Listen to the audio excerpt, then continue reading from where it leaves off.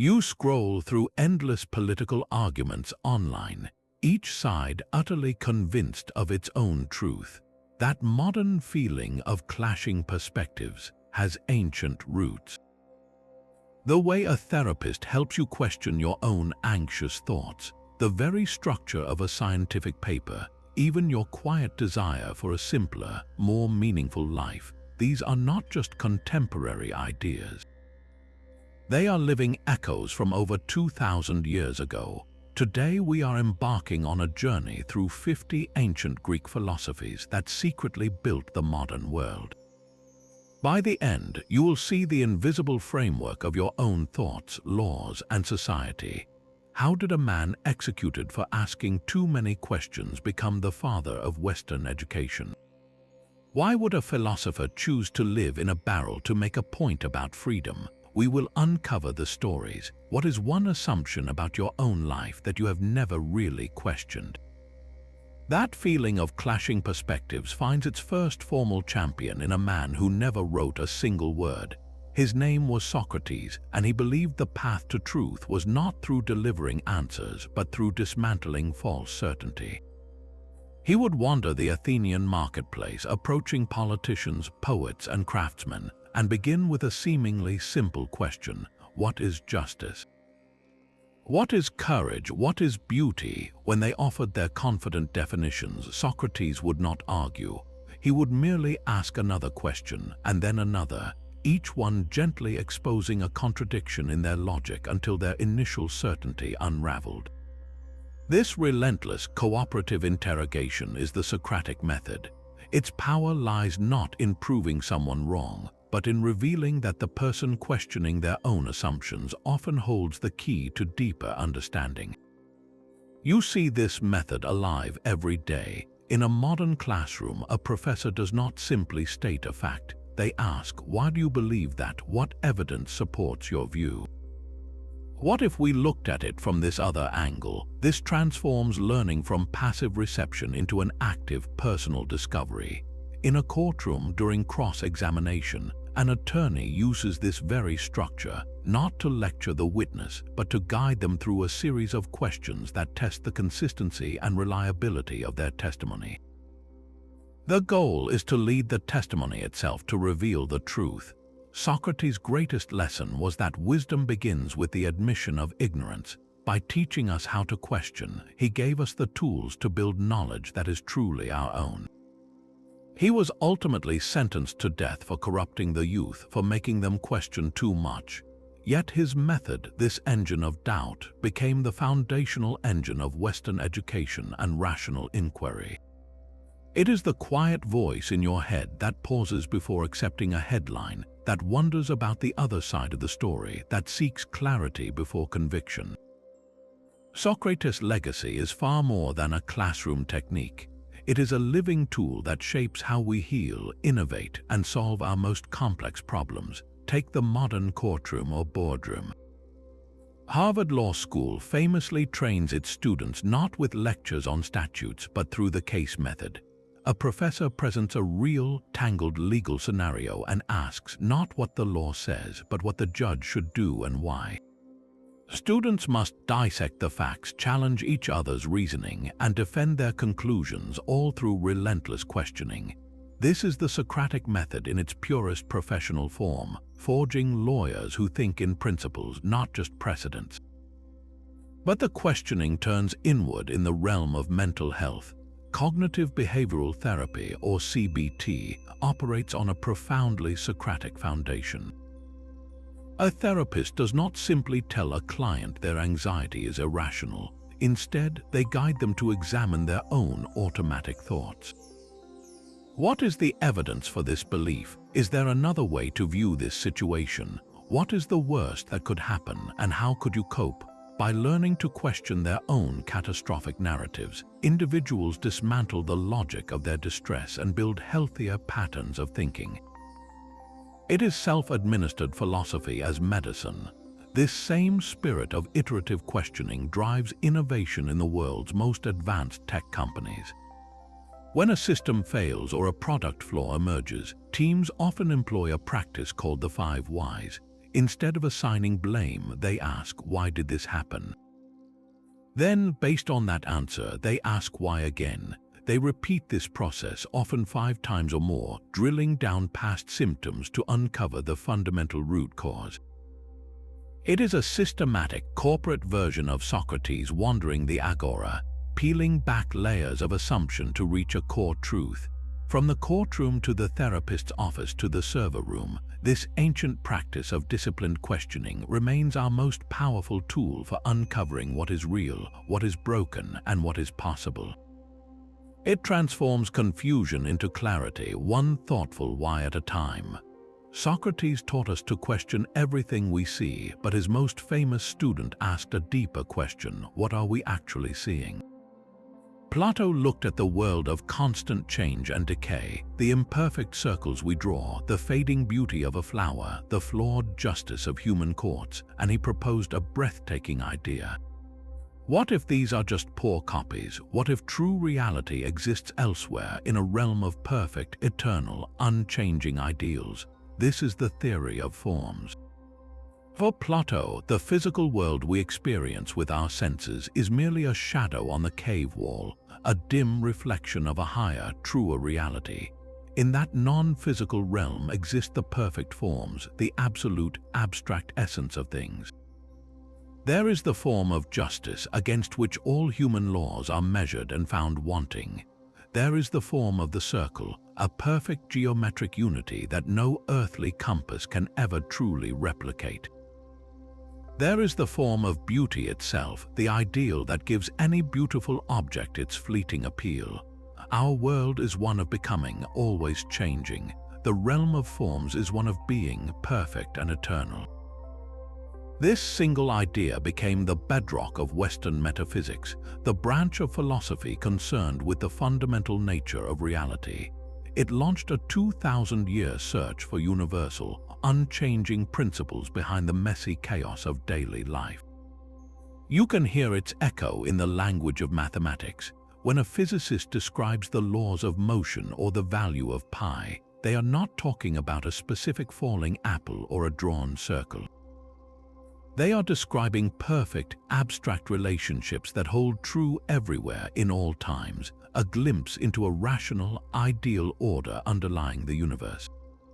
This pursuit of universal laws is the very soul of the scientific method, but Platonism's influence reached far beyond the laboratory. It provided a powerful philosophical framework for a new religion, Christianity. Early theologians like St. Augustine found in Plato's perfect realm a profound parallel to the concept of heaven, an eternal, immaterial domain of perfect goodness and truth, contrasted with the flawed, temporal world of earth. The idea that our physical existence is an imperfect reflection of a divine, perfect reality became a central pillar of Christian thought, shaping art, architecture, and the very longing for salvation. So the next time you look at a sunset and feel a pang of longing for something more, or you solve a mathematical equation and sense a pure, elegant truth, you are touching the edge of Plato's world. He gave us the vocabulary for perfection, and in doing so, defined humanity's endless reach for something beyond the shadows. Plato made this abstract idea unforgettable with a story, the allegory of the cave. He asks us to envision prisoners chained from birth inside a dark cavern, forced to stare at a blank wall. Behind them, a fire burns, and between the fire and the prisoners, people carry puppets and statues, casting flickering shadows on the wall. For these prisoners, the shadows are the only reality they have ever known. They name the shadows, discuss them, believe in them completely. Then, one prisoner is freed. He is forced to turn around to see the fire and the puppets that create the illusions. The light hurts his eyes, the new shapes confuse him. He wants to return to the familiar shadows. But he is dragged further out of the cave and into the blinding sunlight.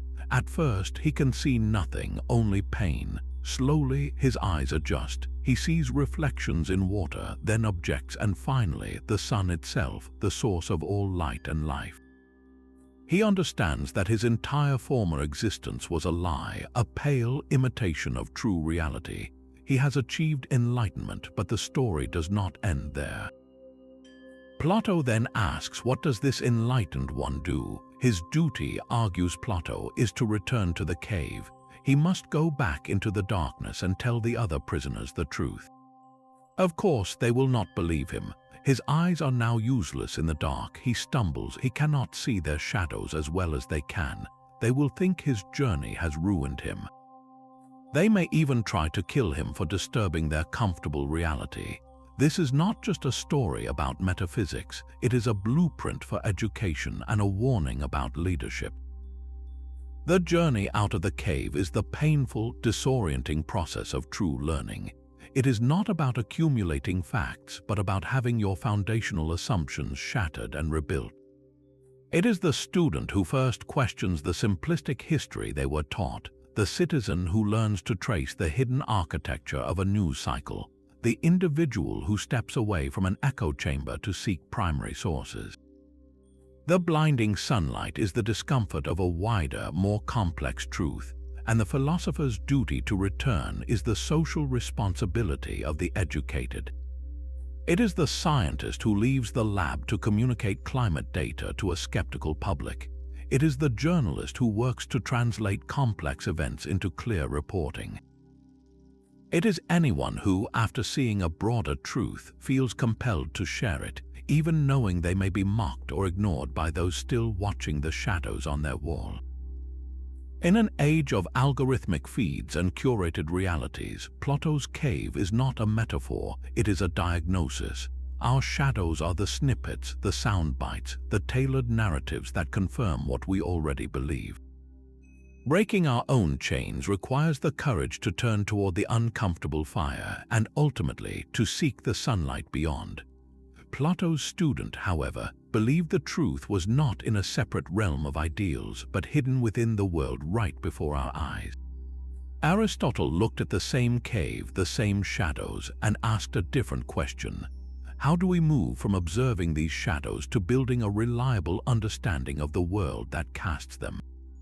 His answer was logic, and he gave it a formal structure for the first time. Aristotle is often called the father of formal logic because he provided the tools to distinguish a sound argument from a persuasive fallacy. His great contribution was the syllogism, a three-step chain of reasoning that, if the first two statements are true, guarantees the truth of the conclusion. All men are mortal. Socrates is a man, therefore Socrates is mortal. This simple structure is deceptively powerful. It creates a watertight system of deduction where conclusions are forced out by the premises, much like solving an equation. He compiled these rules in a collection of works called the Organon, which means tool or instrument, because that is precisely what he intended logic to be, the essential instrument for all rational thought and inquiry. This was not just philosophy for its own sake, it was the creation of a universal operating system for the mind. You can see its legacy in the very backbone of the scientific method. A scientist begins with observations, forms a hypothesis, and then uses deductive reasoning to say, if my hypothesis is true, then I should observe this specific result under these specific conditions. The entire experimental process is a test of a logical syllogism played out in the physical world. But Aristotle's logic found an even more literal and widespread application 2 millennia later in the birth of computer science. In the 19th century, a mathematician named George Boole translated Aristotelian logic into a symbolic algebra of ones and zeros, of true and false statements. This Boolean logic became the fundamental language of digital circuits. Every if-then statement in a computer program, every search query you type, every algorithm that decides what you see online, is built upon this binary implementation of Aristotle's ancient rules of thought. Your smartphone is, in a very real sense, running on Aristotelian logic millions of times per second. And in the courtroom, where persuasion often clouds reason, the structure of a legal brief or a judicial opinion frequently follows a syllogistic form. The law states this principle, the facts of this case fit that principle, therefore the judgment must be this outcome. It is a framework that demands clarity and consistency, forcing arguments to stand or fall on the strength of their logical connections, not just the passion of their delivery. Aristotle took the questioning spirit of Socrates and the grand vision of Plato and grounded them in a practical, step-by-step methodology. He taught us that before we can understand the mysteries of the universe, we must first master the machinery of our own reasoning. Yet logic was only the first step in Aristotle's grand project. He wanted a complete toolkit for understanding reality, not just how to think about it, but how to explain why anything is the way it is. He proposed that to truly know a thing, you must answer 4 distinct types of why. He called these the 4 causes. Think of a bronze statue. The first why, the material cause, asks what it is made of. The answer is bronze. The second, the formal cause, asks what its shape or defining pattern is. The answer is the specific form of, say, a warrior. The third, the efficient cause, asks who or what brought it into being. The answer is the sculptor with their tools, but the fourth why is the most profound and the most uniquely Aristotelian. The final cause asks for what purpose does this exist. What is its end goal? The statue's purpose is to honor a hero, to inspire citizens, to be beautiful. For Aristotle, this teleological view that everything has a built-in purpose or end goal was the ultimate key to understanding nature itself. He applied this framework to biology with stunning insight. Why does an acorn exist? Its material cause is organic matter. Its formal cause is the specific structure of an oak tree encoded within it. Its efficient cause is the parent tree that produced it, but its final cause, its purpose, is to become a full-grown oak. The acorn's entire being is directed toward that end. This idea that nature is purposeful, that things develop toward their proper form, dominated scientific thinking for nearly 2,000 years. It explained why hearts pump blood to circulate life, why roots grow down to seek nourishment. It was a satisfying, almost storytelling way to see the world, where everything had a role in a grand, orderly drama. This teleological view held sway in physics too until Isaac Newton. Aristotle believed a rock falls to earth because its final cause, its proper place, is at the center of the universe. It is striving to reach its natural home. Fire rises for the same reason. Motion itself was explained by purpose, not by impersonal forces and mathematical laws. Newton's universe of gravity and inertia shattered that view for celestial and earthly mechanics, but the ghost of final causation never fully left. It found a new home in human creation. Modern product design and engineering are deeply teleological processes. Before a single sketch is drawn, teams ask Aristotle's 4th question relentlessly. What is this for? What problem does it solve? What is the user's ultimate experience? The final cause defines everything. The material, whether it is aluminum or carbon fiber, is chosen to serve that purpose. The formal cause, the sleek shape of a smartphone or the ergonomic curve of a chair, is meticulously crafted to fulfill its function beautifully. The efficient cause, the assembly line, and the engineers are all directed by that initial purpose. From the humble paperclip to a Mars rover, we build with end goals in mind. So when you look at any well-designed object and intuitively understand what it is for, you are thinking like Aristotle. He gave us a map for asking not just what something is, but why it is, a question that continues to drive both our search for meaning in nature and our intent behind everything we create. Aristotle's logic and physics sought to explain the world, but his deepest question was profoundly personal. How should a human being live? His answer, found in the Nicomachean Ethics, shifted the entire goal of philosophy from abstract truth to practical wisdom aimed at a single, beautiful idea, eudaimonia. This ancient Greek word is often translated as happiness, but that is misleading. It is not a fleeting feeling or a moment of pleasure. Eudaimonia is human flourishing, a life lived well and fully in accordance with our highest potential. For Aristotle, this was not a reward for being good, it was the very activity of being good. Flourishing is what happens when you live virtuously, but what is virtue? Here, Aristotle offered one of his most enduring and practical tools, the golden mean. He observed that every virtue is a balanced midpoint between two vicious extremes, one of deficiency and one of excess. Courage, for instance, is the golden mean between the deficiency of cowardice and the excess of recklessness. The coward feels too much fear and fails to act when they should. The reckless person feels too little fear and acts foolishly without regard for danger. The courageous person feels the appropriate amount of fear, assesses the risk wisely, and acts with resolve when it is right to do so. This is not a mathematical average, but a context-dependent excellence found through experience and reason. Generosity is the mean between stinginess and wastefulness. Confidence is the mean between insecurity and arrogance. Even a sense of humor is a virtue, the mean between boorishness, having no wit, and buffoonery, being a clown who undermines every serious moment. The goal is not to be blandly moderate in all things, but to dynamically find the right response in the right way at the right time toward the right person. This ancient framework for character building echoes powerfully in modern self-help and positive psychology. The entire industry of life coaching and personal development is at its core an attempt to help individuals find their own golden means to balance work and life, ambition and contentment, self-care and service to others. Modern psychology's focus on resilience mirrors Aristotle's courage, the ability to face adversity without being crushed by it or denying its reality.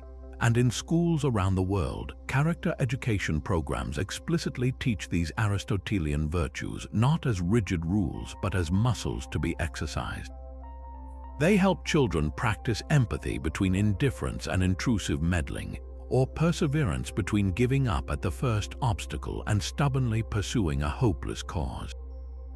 Aristotle's genius was to make ethics a skill like carpentry or playing the lyre. You become courageous by doing courageous acts until it becomes part of your character. A flourishing life, therefore, is not a destination you reach but a quality of the journey itself, built one balanced choice at a time.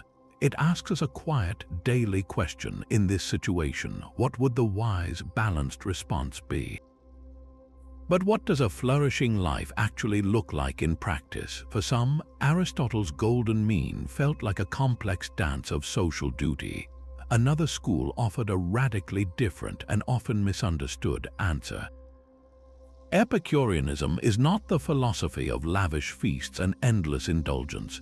That is a caricature created by its critics. The true Epicurean goal is profound tranquility, a state they called ataraxia, and the absence of physical pain, aponia. Epicurus taught that pleasure is the starting point of a good life, but he defined pleasure with startling subtlety. The highest pleasure, he argued, is not the intense thrill of a new sensation, but the quiet satisfaction that comes when a need is met and anxiety is absent. Imagine the simple, deep pleasure of a cool drink of water when you are truly thirsty, the comfort of a warm, safe shelter in a storm, or the easy laughter among trusted friends.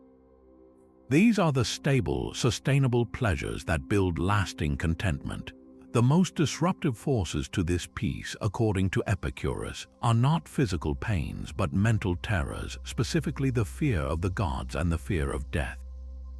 He tackled these fears with rational arguments. He proposed that if the gods are perfect and blissful, as tradition held, they would be entirely self-sufficient and unconcerned with human affairs, neither rewarding nor punishing us. Therefore, fearing their wrath is irrational. As for death, his argument was elegant and stark. Where death is, I am not. Where I am, death is not. Therefore, death is nothing to us. Since our consciousness ends, we will never experience being dead. So fearing the state of non-existence is a confusion, like fearing the time before we were born. By removing these primal fears, Epicurus sought to clear the mental landscape for tranquility to grow. The modern parallels are striking. The minimalist movement, which advocates for owning fewer possessions to reduce stress and clutter, is a direct echo of Epicurean simplicity. It recognizes that the anxiety of managing, protecting, and paying for excess stuff often outweighs the fleeting joy of acquisition. Mindfulness and secular meditation practices aim squarely at achieving ataraxia, training the mind to observe anxious thoughts without being ruled by them, to find a calm center amidst life's chaos.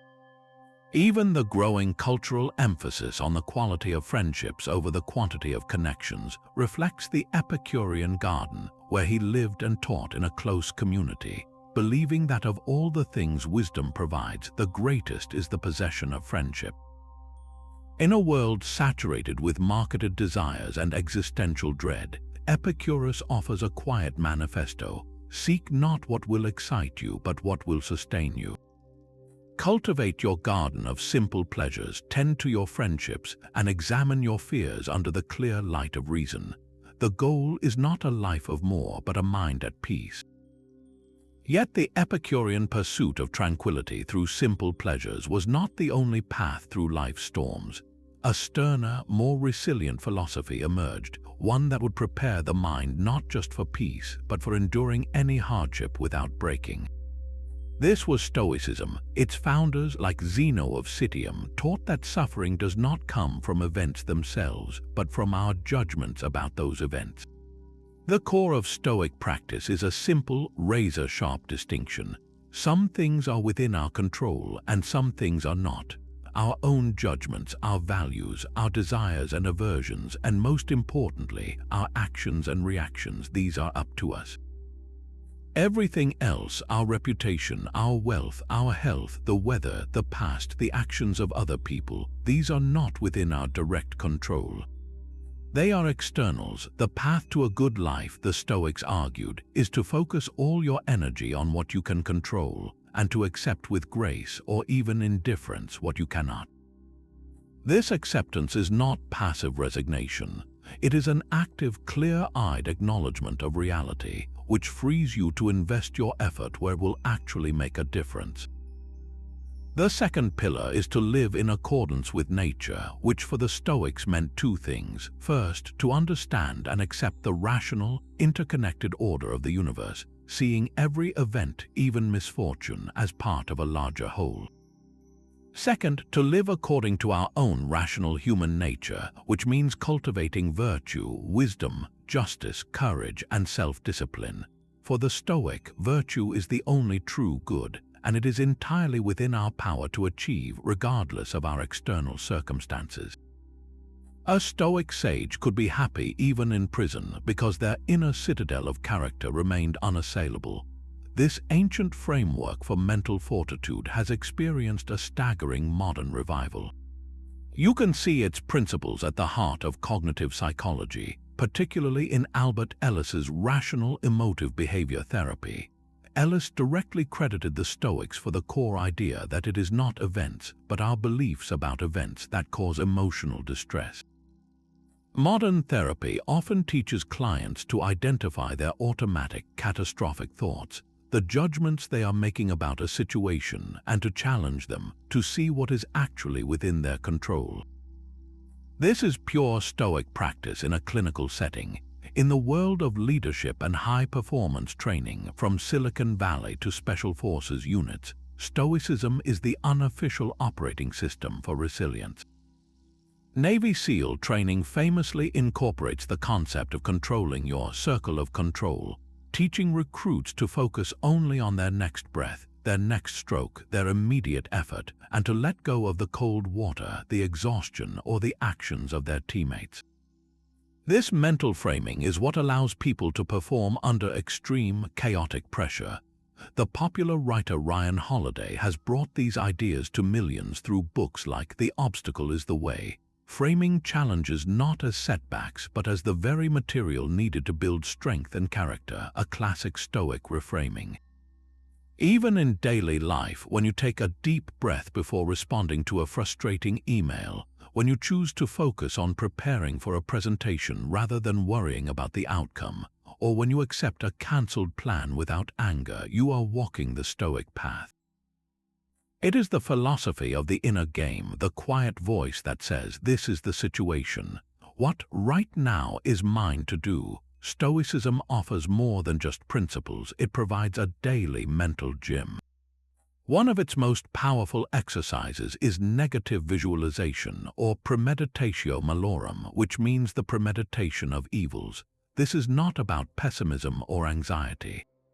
It is a deliberate, controlled practice of imagining the loss of the things you value most.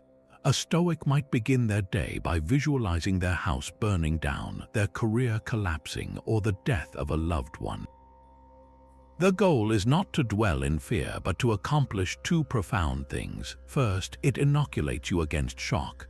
By mentally rehearsing misfortune, you reduce its emotional power when, or if, it actually happens. You have already faced it in your mind's arena. Second, and more importantly, it creates a breathtaking surge of gratitude for the present moment. After imagining the loss of your home, you open your eyes to the solid walls around you and feel a deep, immediate appreciation for the shelter you normally take for granted. This practice is alive and well in modern high-performance circles. Special operations soldiers use it before a mission, calmly visualizing every possible point of failure, from equipment malfunction to ambush. By doing so, they are not paralyzed, they are prepared, with contingency plans already formed in their minds. Entrepreneurs like Tim Ferriss advocate for a similar fear-setting exercise, where you write down the worst-case scenario of a risky decision, detail how you would prevent it, and how you would repair the damage if it happened. This transforms a nebulous fear into a manageable set of actions, stripping away its power to paralyze. Another key tool is the view from above. When overwhelmed by a petty argument, a stressful deadline, or personal ambition, the Stoic is instructed to zoom out mentally. Picture yourself from the ceiling of the room, then from the height of a bird, then from orbit.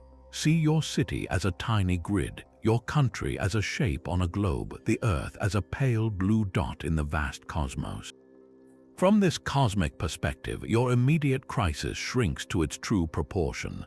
This is not meant to make your life seem meaningless, but to recontextualize your worries within the grand, timeless flow of nature. An athlete facing a championship game might use this to remember that, win or lose, the sun will rise tomorrow, and life will contain other joys. A CEO navigating a corporate scandal might use it to regain composure and long-term vision, understanding that this chapter, however intense, is just one part of a much larger story. Finally, there is Stoic journaling, exemplified by the private writings of the Roman Emperor Marcus Aurelius. This is not a diary of events, but a nightly audit of character. You review the day, asking pointed questions. Where did I act against my virtues? Where did I let an external thing disturb my peace? What could I have done better? This practice builds self-awareness and reinforces the habit of aligning actions with principles. Modern leaders and coaches use this reflective practice to debrief after high-stakes situations, not to assign blame, but to distill lessons and fortify their resolve for the next challenge. Together, these exercises form a practical toolkit for modern life. They train the mind to meet chaos with clarity, to exchange anxiety for preparedness, and to find stillness not by avoiding the storm, but by learning to stand steady within it. The Stoics' inner citadel was a fortress of reason, but another philosopher chose to live without walls entirely. Diogenes of Sinope took the pursuit of a natural life to its most radical, theatrical extreme.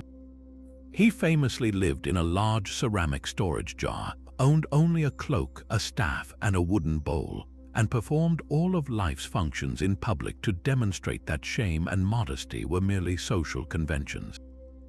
When he saw a child drinking water with cupped hands, he threw away his bowl, declaring the child had outsimplified him.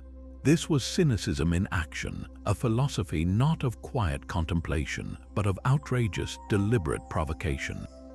The Cynics, whose name likely comes from the Greek word for dog, sought to live like animals in the best sense, free from the artificial desires and hypocritical rules imposed by society. They rejected wealth, fame, political power, and even basic manners not out of poverty, but as a positive choice for freedom. Virtue, for a Cynic, was found in utter self-sufficiency and living in direct accord with nature, exposing all human laws and customs as arbitrary constructs. Diogenes became legendary for using his life as a satirical performance. He would walk through the marketplace in broad daylight with a lit lantern, claiming he was searching for an honest man. When the conqueror Alexander the Great stood before him and offered to grant any wish, Diogenes simply replied, "Stand out of my sunlight." With that one statement, he dismissed the world's most powerful man as an obstruction to a simple, natural pleasure. This was not mere rudeness, it was a masterclass in reducing grand human ambitions to their absurd core.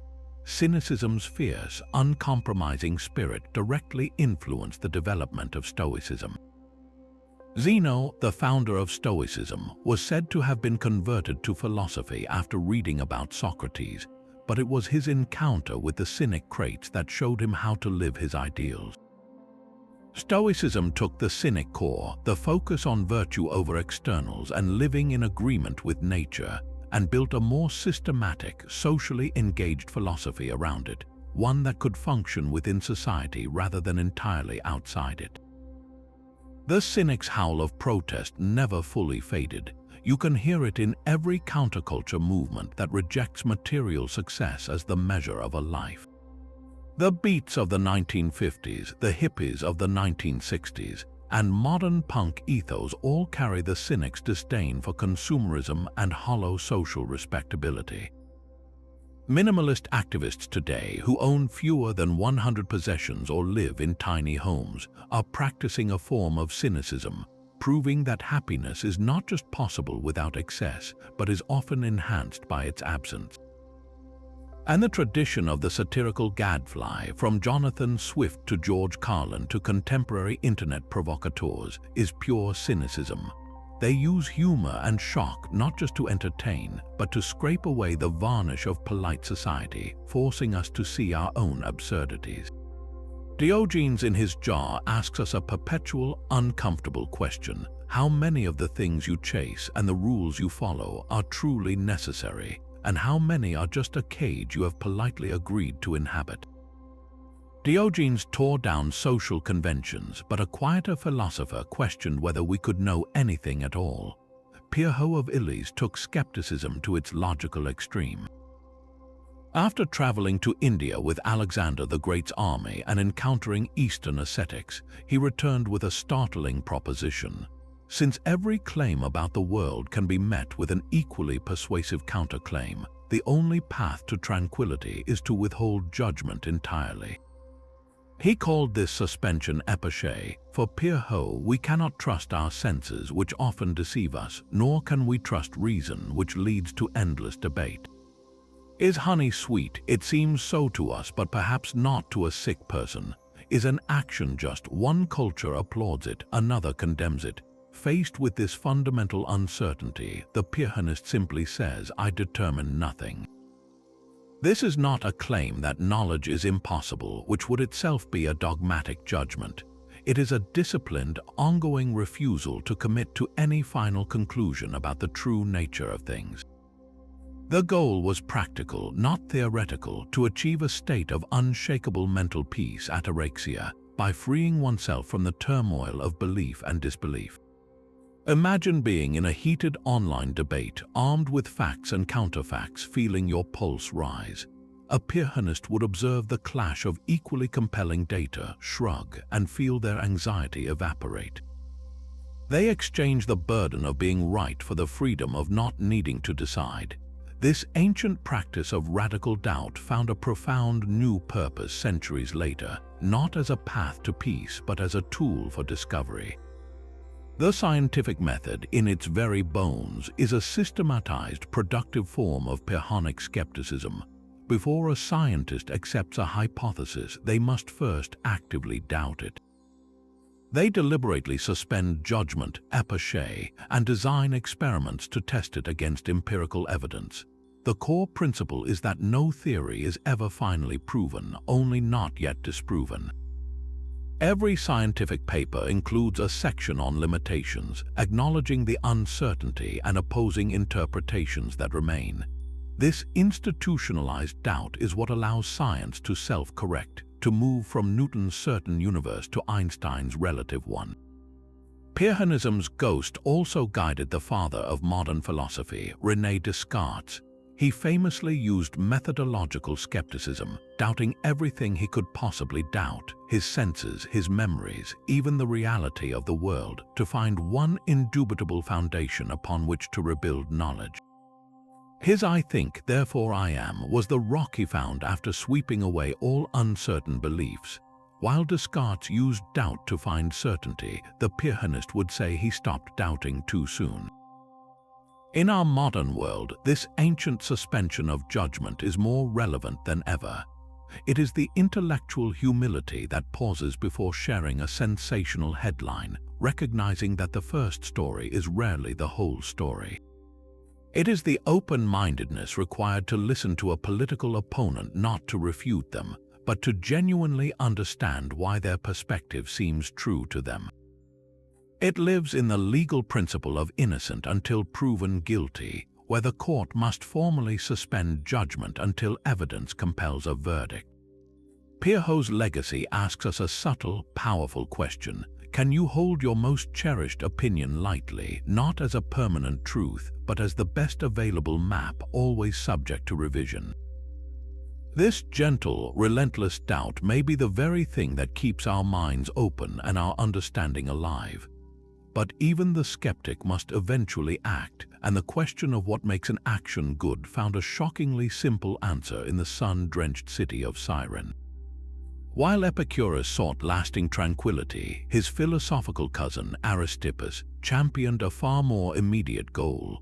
For him, the only true good was pleasure, and not the quiet absence of pain, but the vivid, physical sensation of pleasure happening right now. This was the birth of hedonism from the Greek word for pleasure, and it was a philosophy of the present tense. Aristippus taught that we should seek to maximize our positive sensory experiences and minimize our pains in each passing moment. Wisdom, in his view, was not about building character for some distant future, but about the skillful management of present experience, knowing how to enjoy luxury without becoming enslaved by it, and how to navigate courts and kings to secure pleasure without falling victim to their whims. He famously said he could possess a courtesan without being possessed by her, a statement that captures the Cyrenaic ideal, total immersion in sensory life with a calculated detachment that keeps you in control. This stood in stark opposition to the ethical frameworks taking shape in Athens, where Aristotle's virtue ethics saw pleasure as a byproduct of a well-lived life, and the Stoics dismissed it as an irrelevant external. Aristippus placed pleasure at the very center, as the purpose of life itself. His philosophy served as a vital, provocative counterpoint in the history of ethics. It forced other thinkers to articulate why pleasure alone was insufficient, pushing them to develop more complex ideas about duty, character, and long-term flourishing. It asked a blunt question that virtue ethics had to answer. If not for pleasure, then what are we actually living for? The ghost of Cyrenaic hedonism is far from ancient history. It pulsates through the engine of modern consumer culture. Every advertisement that urges you to buy now for instant satisfaction, every algorithm designed to deliver the next dopamine hit through a social media like or a streaming autoplay, is built on the premise that immediate pleasure is a powerful primary motivator. The buy now, pay later model is a financial incarnation of this philosophy, prioritizing present possession over future cost, yet we also recognize its dangers in our personal lives. We debate the merits of short-term gratification versus long-term well-being when we choose between scrolling on the phone and going for a run, between spending a bonus and investing it, between indulging a craving and maintaining a diet. These are not just practical choices, they are miniature ethical battles between the Cyrenaic present and the Epicurean or Aristotelian future. Modern psychology frames this as the conflict between the limbic system, which screams for immediate reward, and the prefrontal cortex, which plans for long-term consequences. Aristippus would argue that the skilled hedonist knows how to balance these, to enjoy the dessert without ruining their health, to relish a vacation without bankrupting their future. But the legacy of his philosophy is a double-edged sword. It liberates us to enjoy the sensory richness of life without guilt, to see pleasure as a legitimate and beautiful part of human existence. Yet, untethered from any larger purpose, it can also lead to the empty pursuit of novelty, where the chase for the next high leaves a trail of exhaustion and debt. It asks us to consider, in a world expertly engineered to sell us momentary joys, what does it mean to be truly in control of our pleasures rather than being controlled by them? The hedonist's chase for fleeting sensation stands in stark contrast to a belief that the universe sings with eternal, silent music. While others debated pleasure or virtue, Pythagoras and his followers uncovered a hidden layer of reality, one woven not from matter but from number. They discovered something astonishing about the humble vibrating string. When you pluck it, it produces a certain note. If you shorten the string by exactly half, you get a note one octave higher, a perfect, harmonious relationship. Divide it into other simple ratios like 2/3 or 3/4, and you get the other perfect intervals of the musical scale. For Pythagoras, this was not just a neat fact about lyres. It was a cosmic revelation. If harmony in sound arises from simple numerical ratios, then perhaps everything in the cosmos is built from such mathematical relationships. He proposed that numbers themselves are the ultimate reality, the invisible architecture behind the visible world.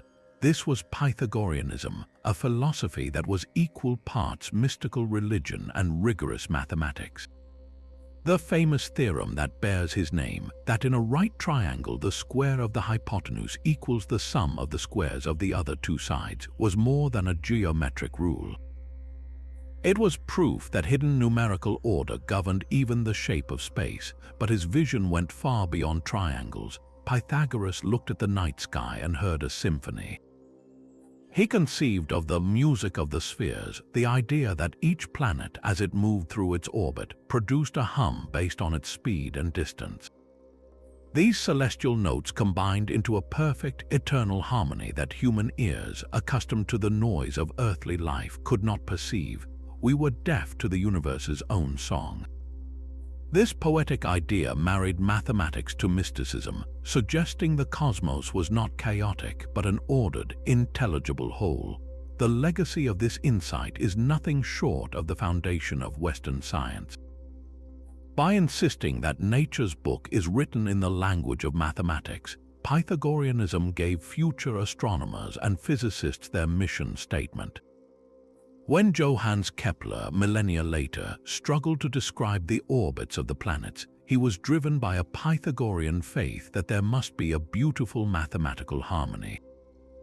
He eventually discovered his 3 laws of planetary motion, proving that the solar system did indeed operate with geometric and harmonic precision.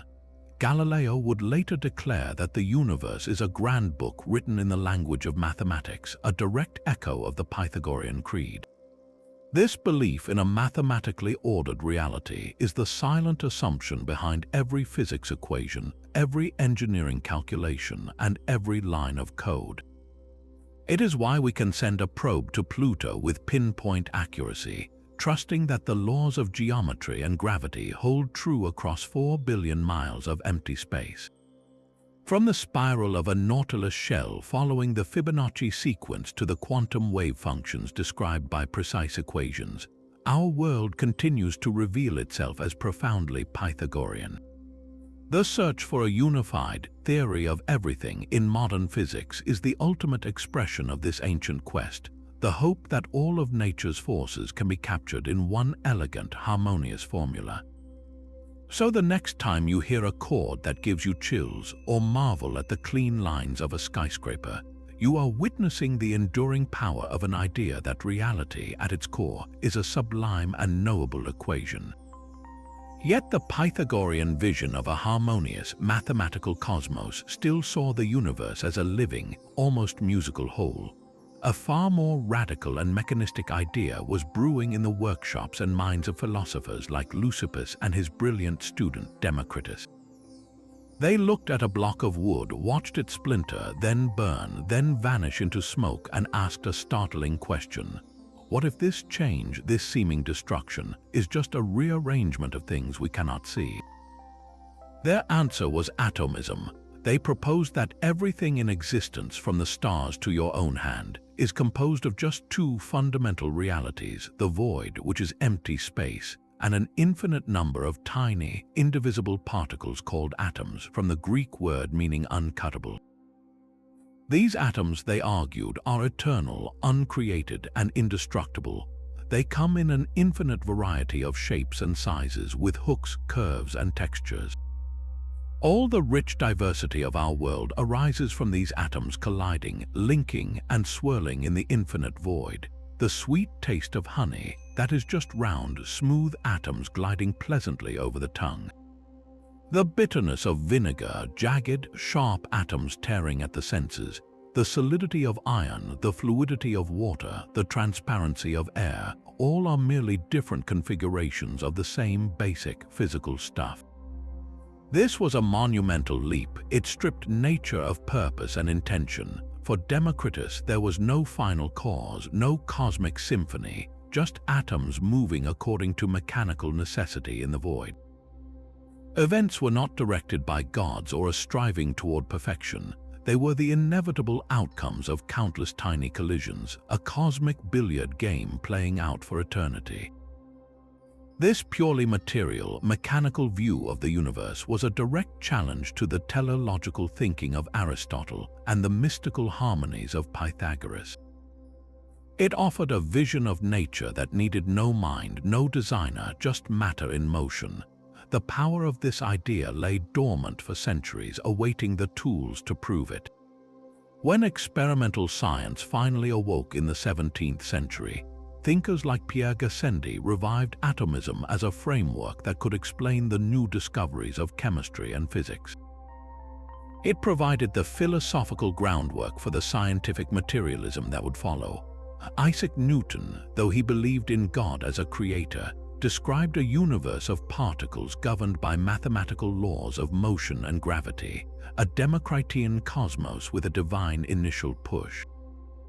By the 19th century, John Dalton's experimental work on chemical reactions gave atomism its first empirical teeth, showing that elements combine in fixed ratios, precisely as if they were made of discrete, countable particles. Democritus had been right in principle, though wildly off in the details. His atoms were not truly indivisible, but composed of even smaller parts. Yet the core insight held: the tangible world is an emergent property of invisible, interacting pieces. Today, we do not just believe in atoms, we can image them with electron microscopes, manipulate them with nanotools, and split them to release staggering energy. Our entire understanding of chemistry, materials science, and modern electronics is built upon this ancient mechanical view. Democritus and Leucippus gave us the first draft of a universe without ghosts, where everything, including our own thoughts and sensations, arises from physical processes. It is a philosophy that asks us to see the world not as a story told by gods, but as a magnificent, complex puzzle of matter, forever assembling and disassembling itself in the silent void. Democritus reduced the world to atoms and void, a universe of pure, impersonal mechanics. But in the bustling human agora of Athens, a very different kind of philosophy was being practiced, one concerned not with cosmic truth but with human persuasion. These were the Sophists, and history has treated them harshly, largely thanks to the brilliant propaganda of their greatest critic, Plato. He painted them as mercenary charlatans, selling the techniques of winning arguments rather than seeking truth, making the weaker argument appear the stronger. But to dismiss them is to miss a revolutionary shift in human thought. The Sophists, figures like Protagoras and Gorgias, were the first professional educators in the West, offering practical skills for success in the new Athenian democracy. Where citizenship now depended on one's ability to speak persuasively in the assembly and the law courts, the Sophists taught rhetoric, the art of effective speaking. This was not seen as deception, but as empowerment, the tool necessary to navigate public life and secure justice. Their most famous and scandalous idea came from Protagoras: man is the measure of all things.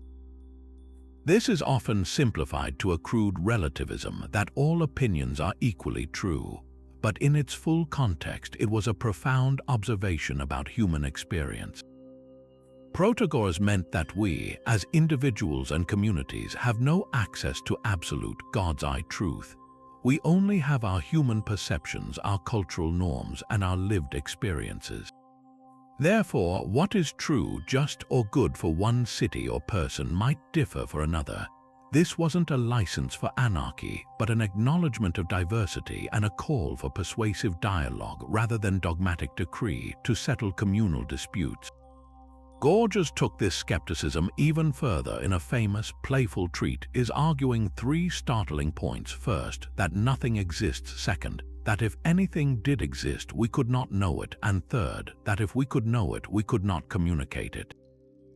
This wasn't nihilism. It was a dazzling display of rhetorical skill designed to shake listeners out of their complacent certainty and demonstrate the sheer power of language to shape reality itself. The legacy of the Sophists is woven into the fabric of modern society. Every courtroom is their stage. A trial is not a seminar on abstract truth, it is a contest of persuasive narratives. The prosecution and defense each present a version of events, using evidence, emotional appeal, and logical structure, the very toolkit of sophistic rhetoric to persuade a jury. The goal is not to reveal a pre-existing absolute truth, but to construct the most compelling case. This is the legal system in action, built on the principle that truth emerges from the clash of opposing, well-argued perspectives. Beyond the courtroom, the entire field of public relations and strategic communication is pure, applied sophism. It is the art of crafting a message, shaping public perception, and building a narrative for a company, a politician, or a brand. A modern speechwriter or campaign manager is a direct descendant of Gorgias, meticulously choosing words and framing arguments to achieve a specific effect in the minds of an audience. Even the structured clash of ideas in formal debate competitions honors the sophistic tradition, where the skill of argument itself is celebrated and honed. And in the realm of contemporary thought, postmodern philosophical relativism, which questions grand narratives and emphasizes the role of perspective and power in constructing truth, is a sophisticated echo of Protagoras' ancient measure. The Sophists remind us that in a world of competing truths, the ability to speak, to argue, and to understand the power of language is not a corrupting skill, but a necessary one for anyone who wishes to be heard, to advocate, or to navigate the complex human marketplace of ideas. They asked a question we still grapple with in the absence of certain truth: how do we build a functioning society together? The Sophists mastered the art of persuasion in a world of shifting human perspectives, but a lonelier thinker in Ephesus saw a deeper, more universal flux. Heraclitus looked at the world and saw not stable objects but a perpetual, roaring fire. His central doctrine was simple and radical: everything flows or panta rei. Reality, he argued, is not a collection of things but an ongoing process of becoming. His most famous metaphor captures this perfectly: you cannot step into the same river twice. The waters have moved on, you have changed, everything is in relentless motion.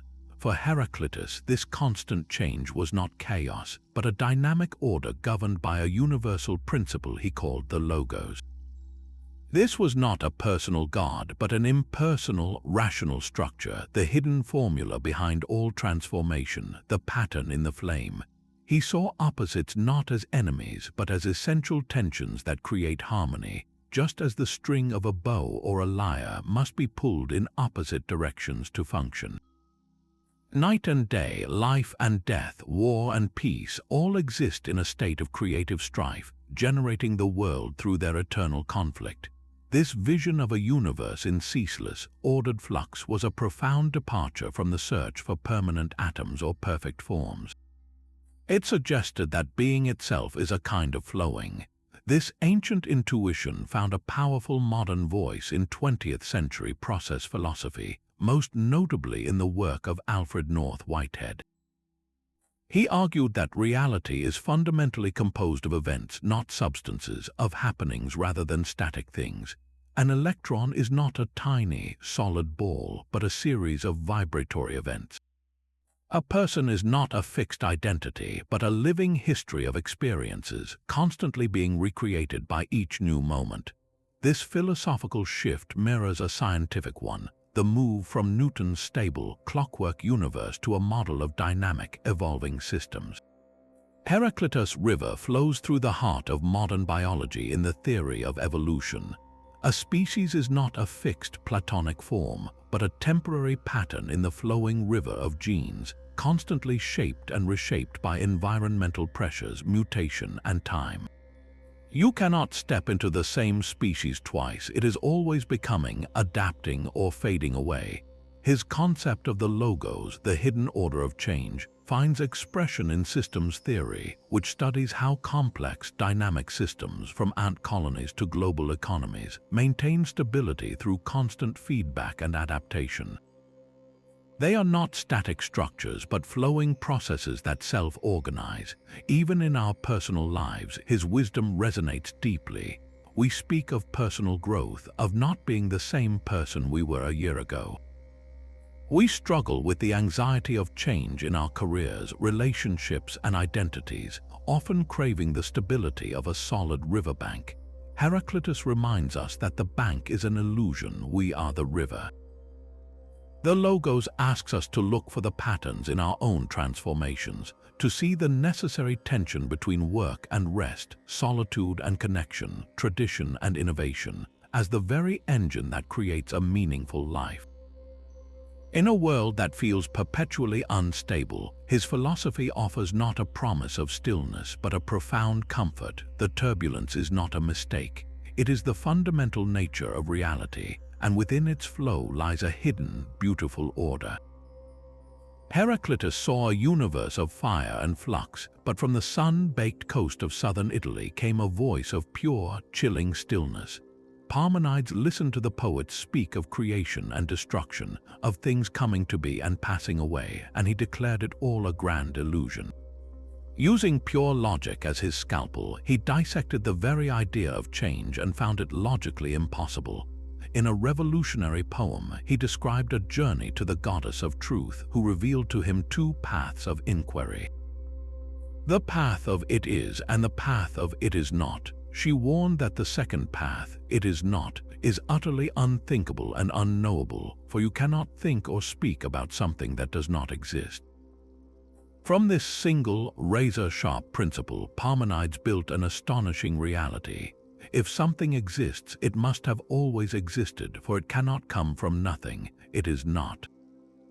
If something exists, it can never cease to exist, for it cannot become nothing. Therefore, true reality, which he called being, must be uncreated, indestructible, eternal, and unchanging. It is one continuous, perfect, and indivisible whole. The world of multiplicity, of birth and decay, of things moving and transforming, is merely the deceptive testimony of our fallible senses, a way of seeming that logic proves false. This was the birth of the philosophy of being, the first rigorous argument that true reality is fundamentally different from appearance. Where Heraclitus said you cannot step into the same river twice, Parmenides would say the river itself is the illusion, a flickering shadow cast by a single, motionless light. This stark confrontation, the flux versus the one, became the foundational tension of Western metaphysics.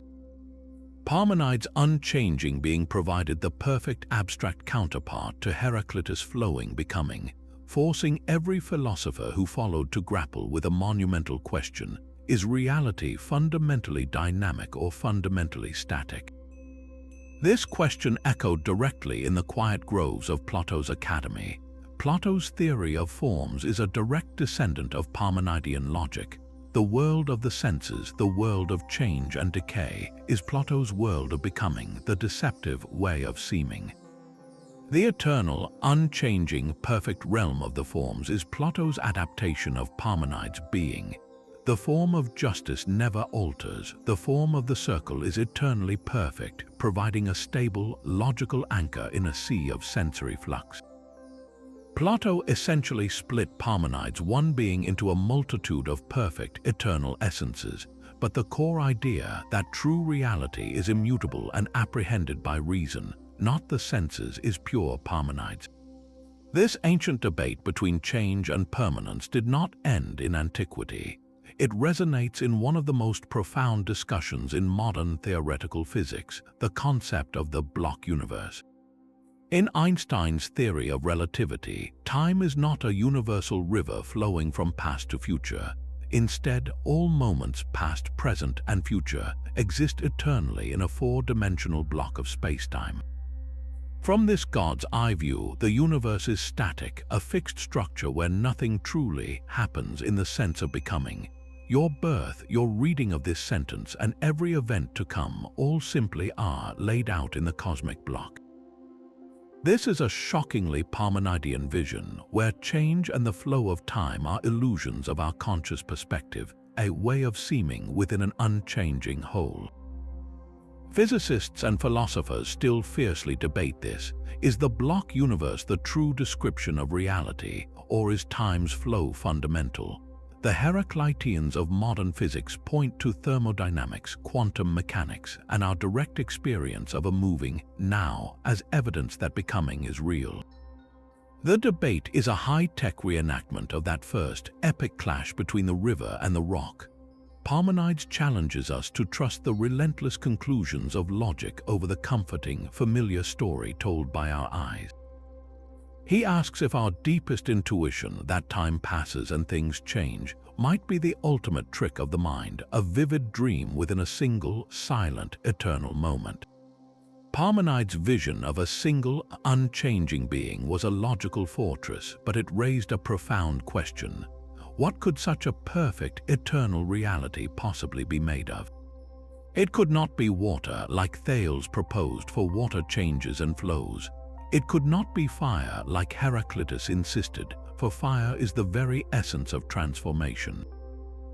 A generation before Parmenides, a thinker named Anaximander proposed an answer of breathtaking abstraction. He suggested the ultimate source of everything was not an element at all, but something he called the Epicurean, a Greek word meaning the boundless, the indefinite, or the unlimited. Imagine trying to describe the source of a universe before it had shape, before it had qualities, before it was anything at all. You cannot point to it, you cannot say it is wet or dry, hot or cold.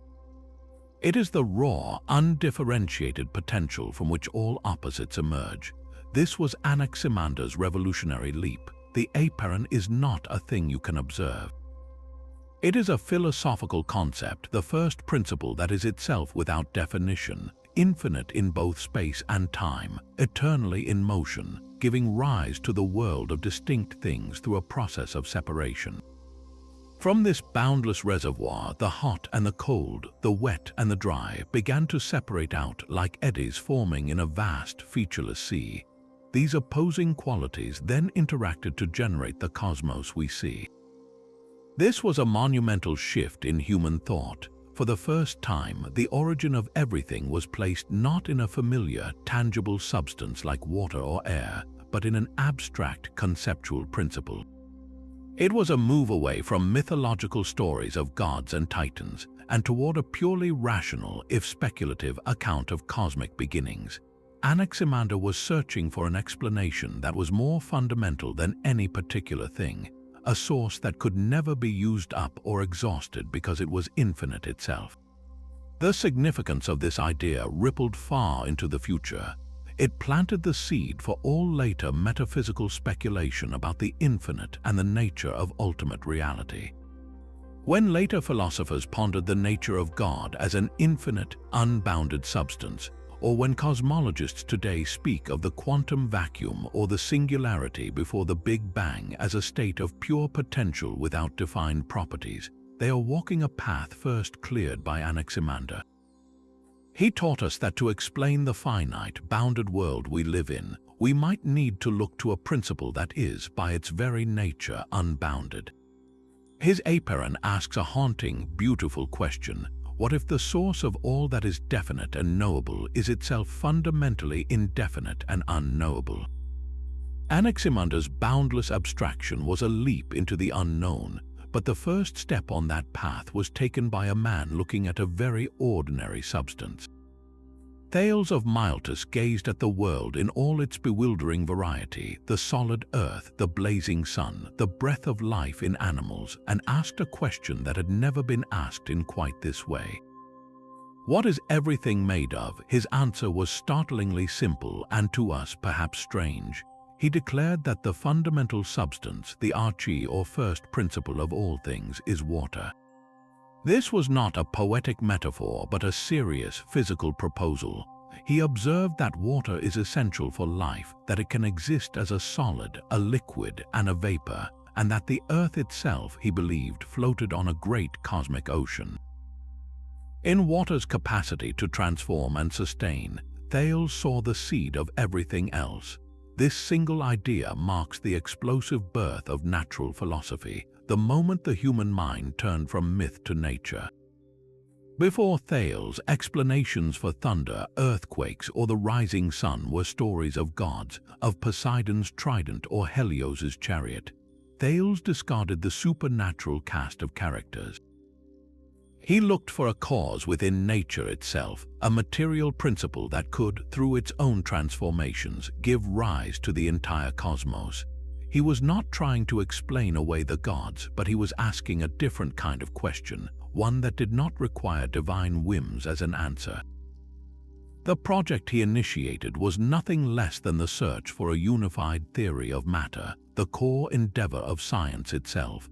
Think of the profound shift this represents.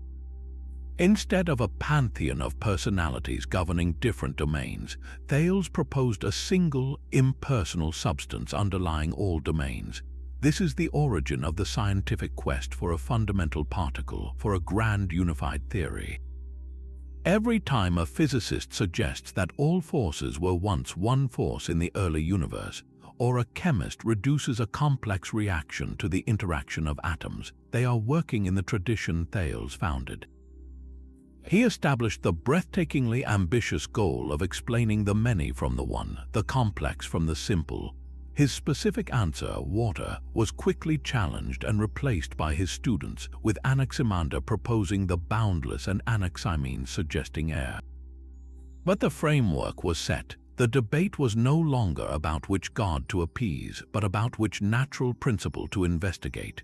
We see the legacy of this first question in a child's endless why. Why is the sky blue? A mythological answer might involve a painter god. A scientific answer involves the scattering of light by molecules in the atmosphere, a material explanation.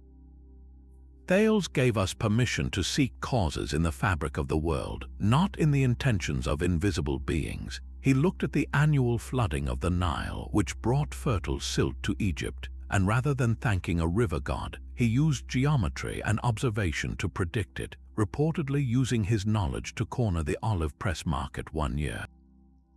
He was a thinker who applied his rational principles to the practical world, a prototype of the engineer-scientist. So while we no longer believe everything is literally water, we are all Thalesians in spirit. We assume the universe is made of stuff that follows consistent, understandable rules. We believe that by studying that stuff, we can unlock the secrets of stars, cells, and storms. His greatest contribution was not his answer, but his courage to ask the question in a new way, to point at the world and say, the explanation is in here, not out there. Thales saw water as the single source, but the world's stunning diversity demanded a richer palette. A century later, on the island of Sicily, the philosopher-poet Empedocles proposed a brilliant synthesis. Reality, he declared, is not built from one element, but from four eternal, indestructible roots: earth, air, fire, and water. These roots are the fundamental pigments from which all things are mixed. A tree is a particular blend of earthy solidity, watery sap, airy respiration, and the fiery energy of growth. A human being is another unique recipe of these same four roots. Nothing is created or destroyed in the true sense, only combined and separated in an endless cosmic dance. But what drives this dance? Empedocles introduced two magnificent, opposing forces: love and strife. Love is the force of attraction, unity, and harmony, pulling the different roots together to form complex, beautiful compounds. Strife is the force of repulsion, separation, and distinction, pulling compounds apart so the pure roots can stand alone. The entire history of the cosmos, from a swirling chaos to the ordered world and back again, is the story of love and strife's eternal tug of war. This was not just a theory of matter, it was a complete cosmology where physics and psychology were woven from the same fabric. The force that binds earth and water into clay is the same force that binds two souls in friendship. The force that separates metal from ore is the same force that drives conflict and dissolution. Empedocles had given the world its first comprehensive chemical and emotional periodic table. This elegant system of four roots and two forces became the dominant model of physical reality for almost 2,000 years. It provided the foundational framework for alchemy, the medieval precursor to chemistry.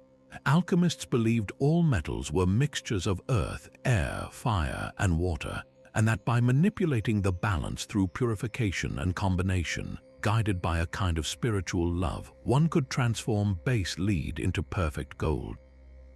This was not mere superstition, it was rigorous experimentation within an Empedoclean paradigm. The system also shaped medieval and Renaissance medicine through the doctrine of the four humors. Physicians believed the human body contained four fluids or humors: black bile, phlegm, blood, and yellow bile, each corresponding to one of the roots. Health was a state of perfect balance or harmony among these humors, a victory of love within the body. Sickness was an excess or deficiency, a manifestation of internal strife.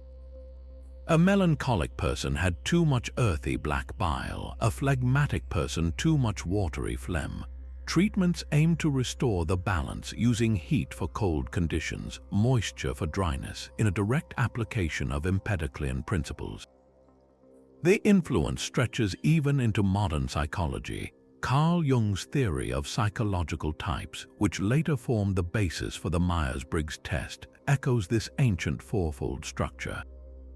Jung identified four primary functions of consciousness: thinking, feeling, sensation, and intuition. While not a direct copy, this quartet reflects a deep, archetypal human tendency to categorize the world and the self into four fundamental modes, a pattern Empedocles first mapped onto the cosmos itself. His genius was to offer a story that made the physical world emotionally intelligible.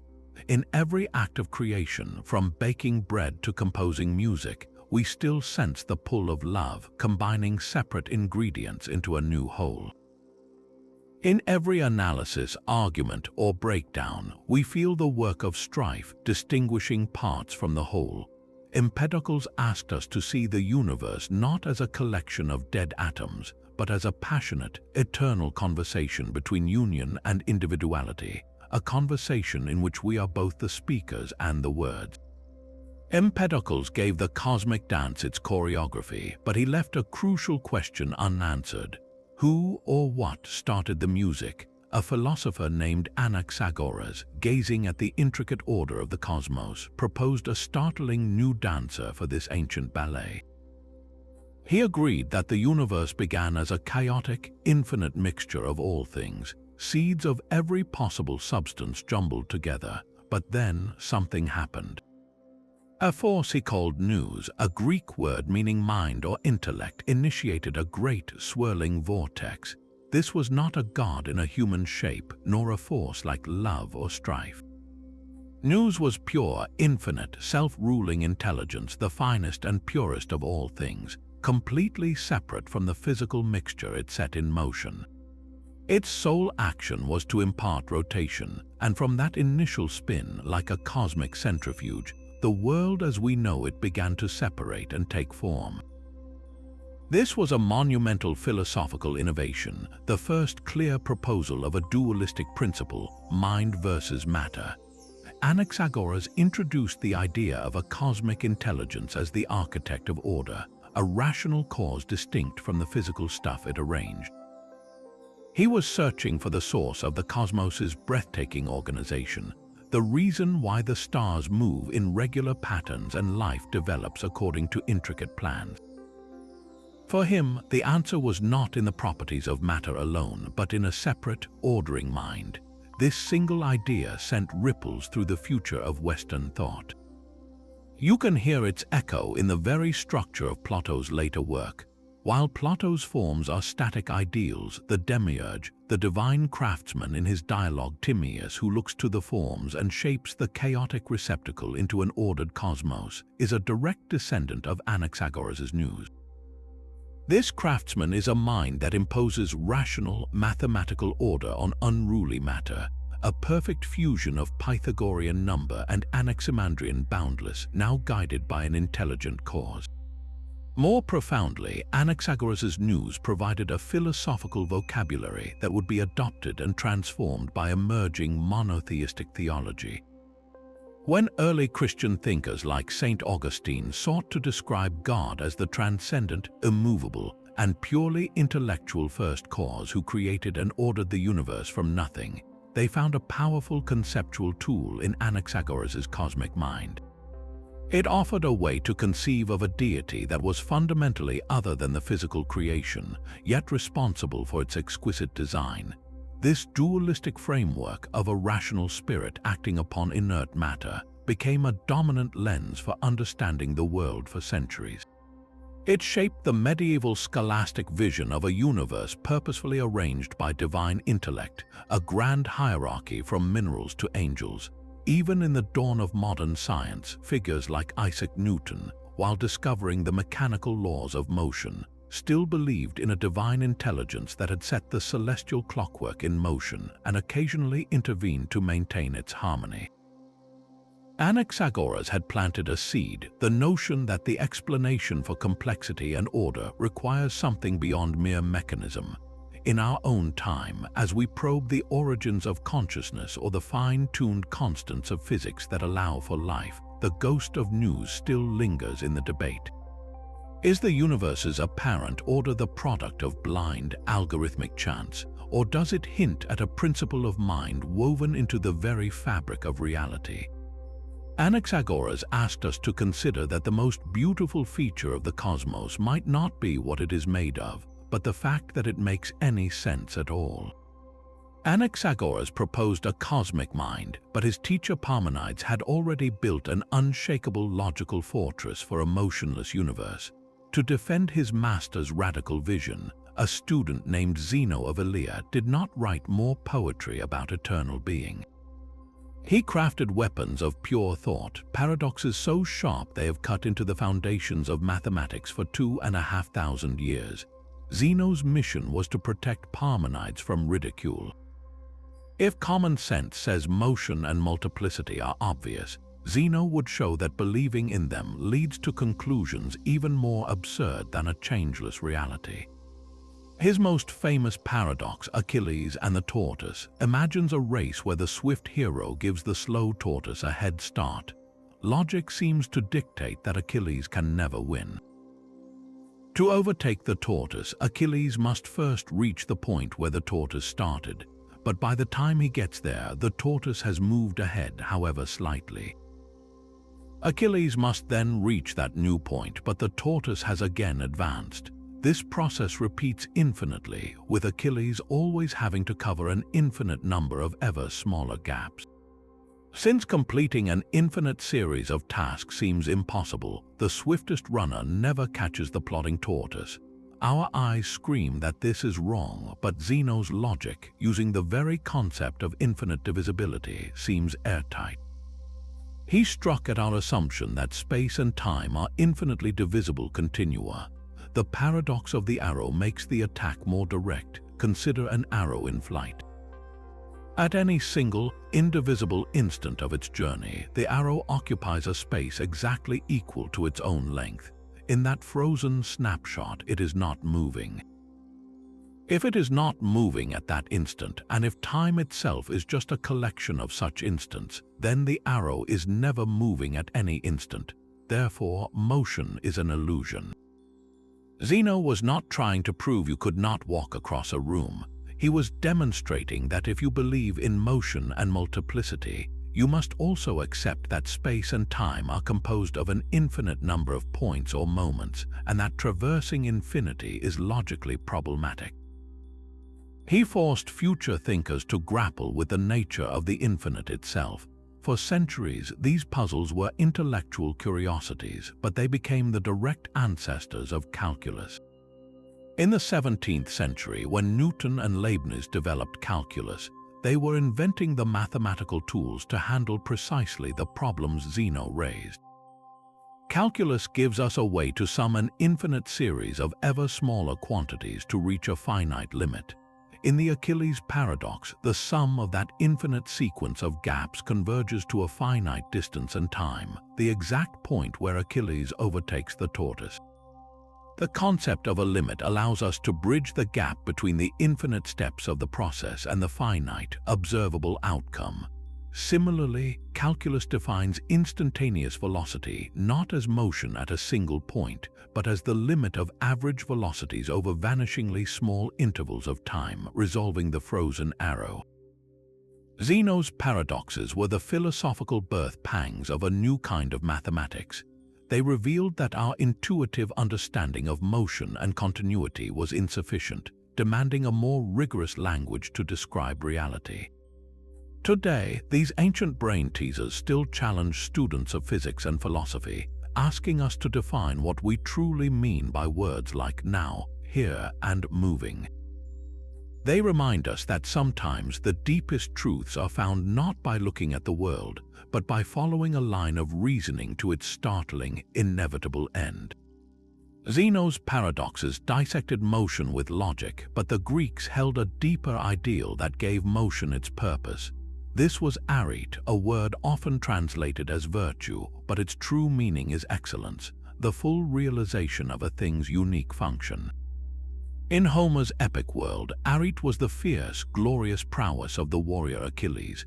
His excellence lay in his unmatched strength and courage on the battlefield, fulfilling his purpose as a hero. But as Greek society evolved from tribal conflicts to the complex city-state, the concept of arete transformed. It could no longer be just about physical might. What was the arete of a shipbuilder, a politician, or a parent? Socrates took this question into the heart of everyday life. He wandered Athens asking citizens, what is the arete of a craftsman? The answer was producing excellent work. What is the arete of a leader guiding the city with wisdom and justice? For Socrates, arete was knowledge, knowing what your true function is and how to perform it with skill and integrity. To be ignorant of your own purpose was the deepest failure, a kind of moral and practical clumsiness. His entire mission was to help people discover their own arete through relentless questioning. Aristotle then built this into a complete system. For him, arete was the peak condition of anything that has a function. The arete of an eye is to see sharply. The arete of a knife is to cut cleanly. So, what is the arete of a human being? Aristotle argued our unique function is to live according to reason. Therefore, human arete, or excellence, is the activity of the soul in accordance with reason and virtue over a complete life. This wasn't about being morally perfect in a narrow sense, but about flourishing using your rational capacities to their fullest, making excellent choices, and developing a character of courage, temperance, and wisdom. Arete became the bridge between who you are and what you could be at your best. This ancient drive for excellence never faded, it simply found new arenas. You can hear its echo in the modern ideal of professionalism. A true professional is not just someone who gets paid for a job. They are someone who embodies the arete of their craft, whether they are a surgeon, a teacher, or an electrician. It is the dedication to mastery, the commitment to ethics, and the pride in doing work that meets a high standard for its own sake. The entire culture of peak performance, from Olympic training regimens to the deliberate practice studied by psychologists, is a scientific pursuit of arete. Athletes and artists strive to align their physical and mental capacities perfectly with the demands of their discipline to function for a moment without flaw. Perhaps the most direct descendant is the human potential movement of the 20th century. Thinkers like Abraham Maslow, with his hierarchy of needs culminating in self-actualization, essentially mapped a psychological path to modern arete. The goal is to become the most you can be, to develop your talents, to cultivate meaningful relationships, and to contribute something of value to fulfill your unique human function.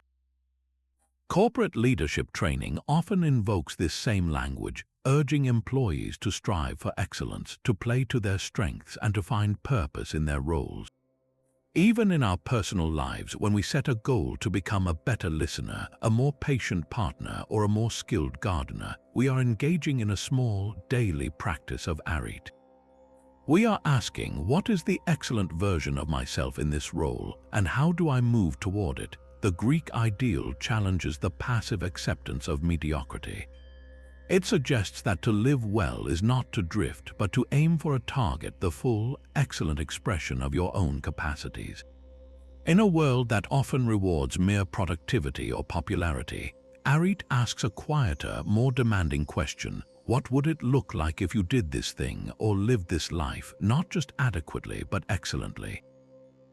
The pursuit of personal excellence asks what we owe to ourselves, but an even more urgent question soon followed.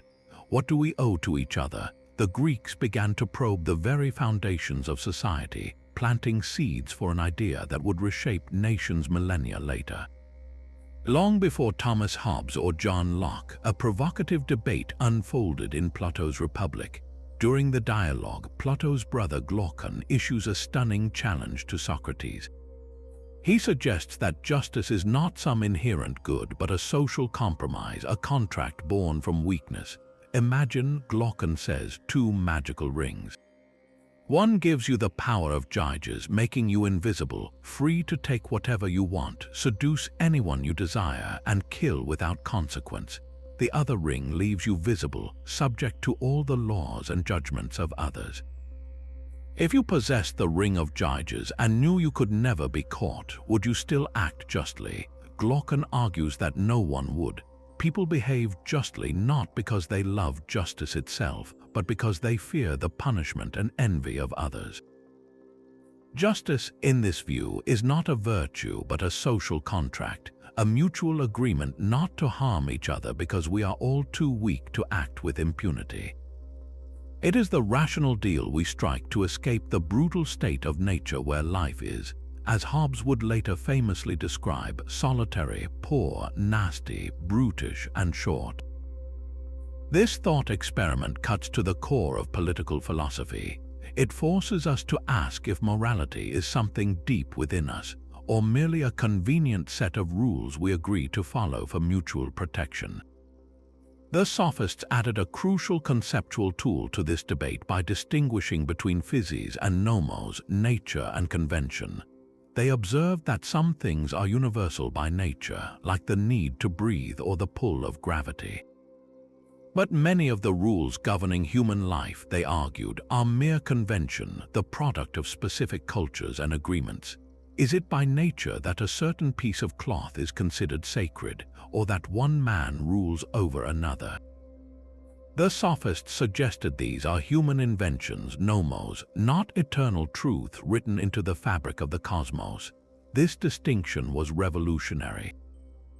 It meant that laws, customs, and systems of government were not divine mandates or natural necessities, but human creations, and therefore they could be questioned, debated, and changed.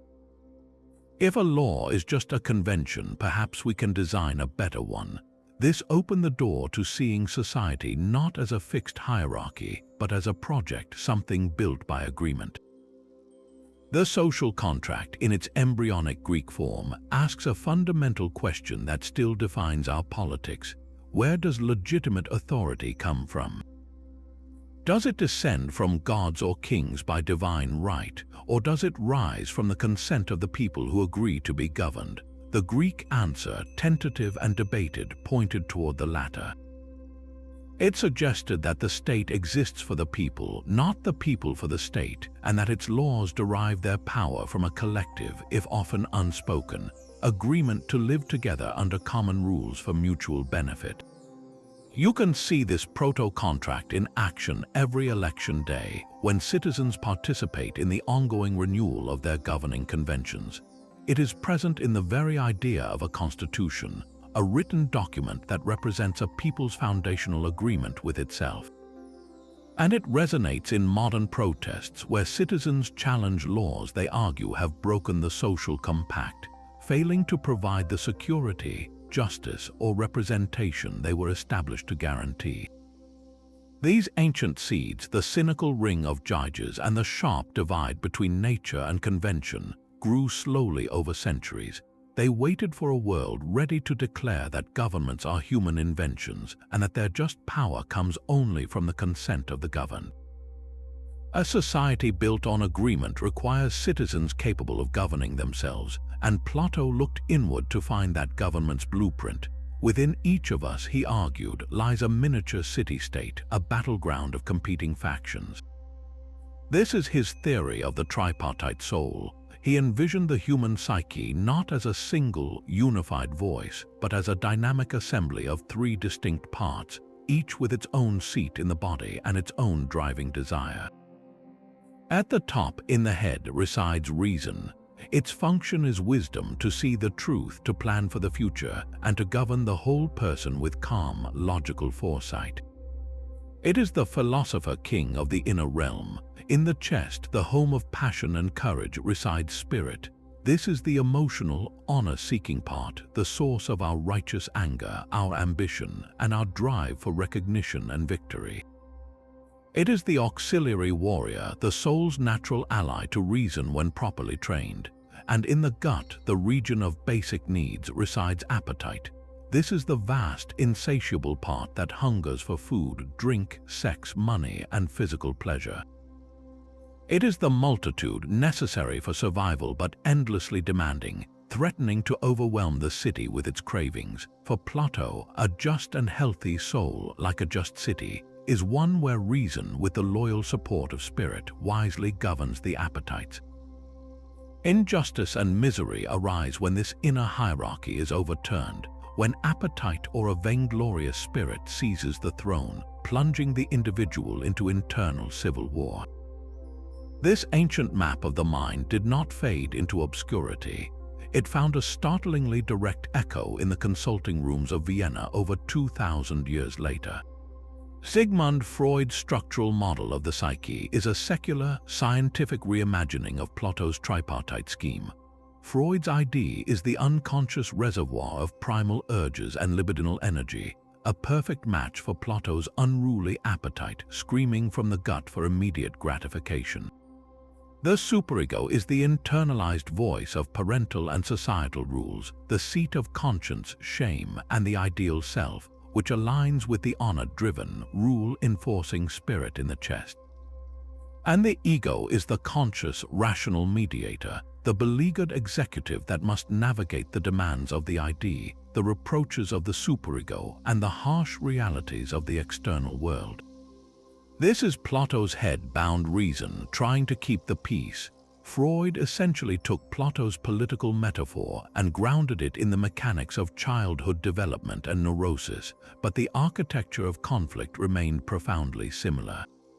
We use this framework every day, even without the technical terms. When you set an alarm for an early morning workout, only to hit snooze and roll over, that is your rational plan being overruled by a sleepy, comfort-seeking appetite. The frustration you feel afterward is your spirited desire for self-respect chastising your weakness. When you feel a surge of envy at a colleague's success, but then talk yourself into feeling genuine admiration, that is your reason mediating between a base appetite for status and a spirited drive for noble conduct. Modern discussions of willpower and self-control are direct descendants of this Platonic internal politics. The entire concept of emotional intelligence is about training reason to understand and diplomatically manage the powerful forces of spirit and appetite, not to suppress them but to integrate them into a harmonious whole. A leader who can channel their competitive spirit into motivating a team rather than into petty rivalry is achieving Platonic justice within themselves. Someone who can acknowledge a craving for distraction but gently guide their focus back to a meaningful task is staging a successful, peaceful coup for their inner philosopher king. Plato's genius was to externalize our most intimate experience, the feeling of being pulled in different directions, and give it a geography and a politics.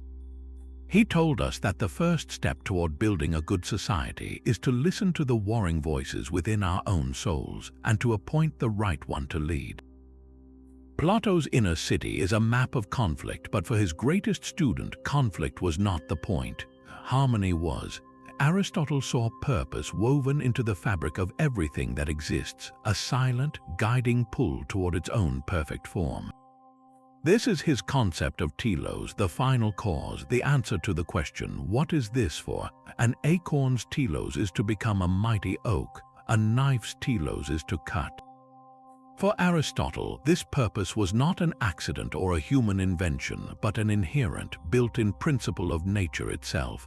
To understand a thing, you must understand its end goal. This teleological view shaped his entire worldview. In biology, it explained why hearts pump blood and why roots grow downward.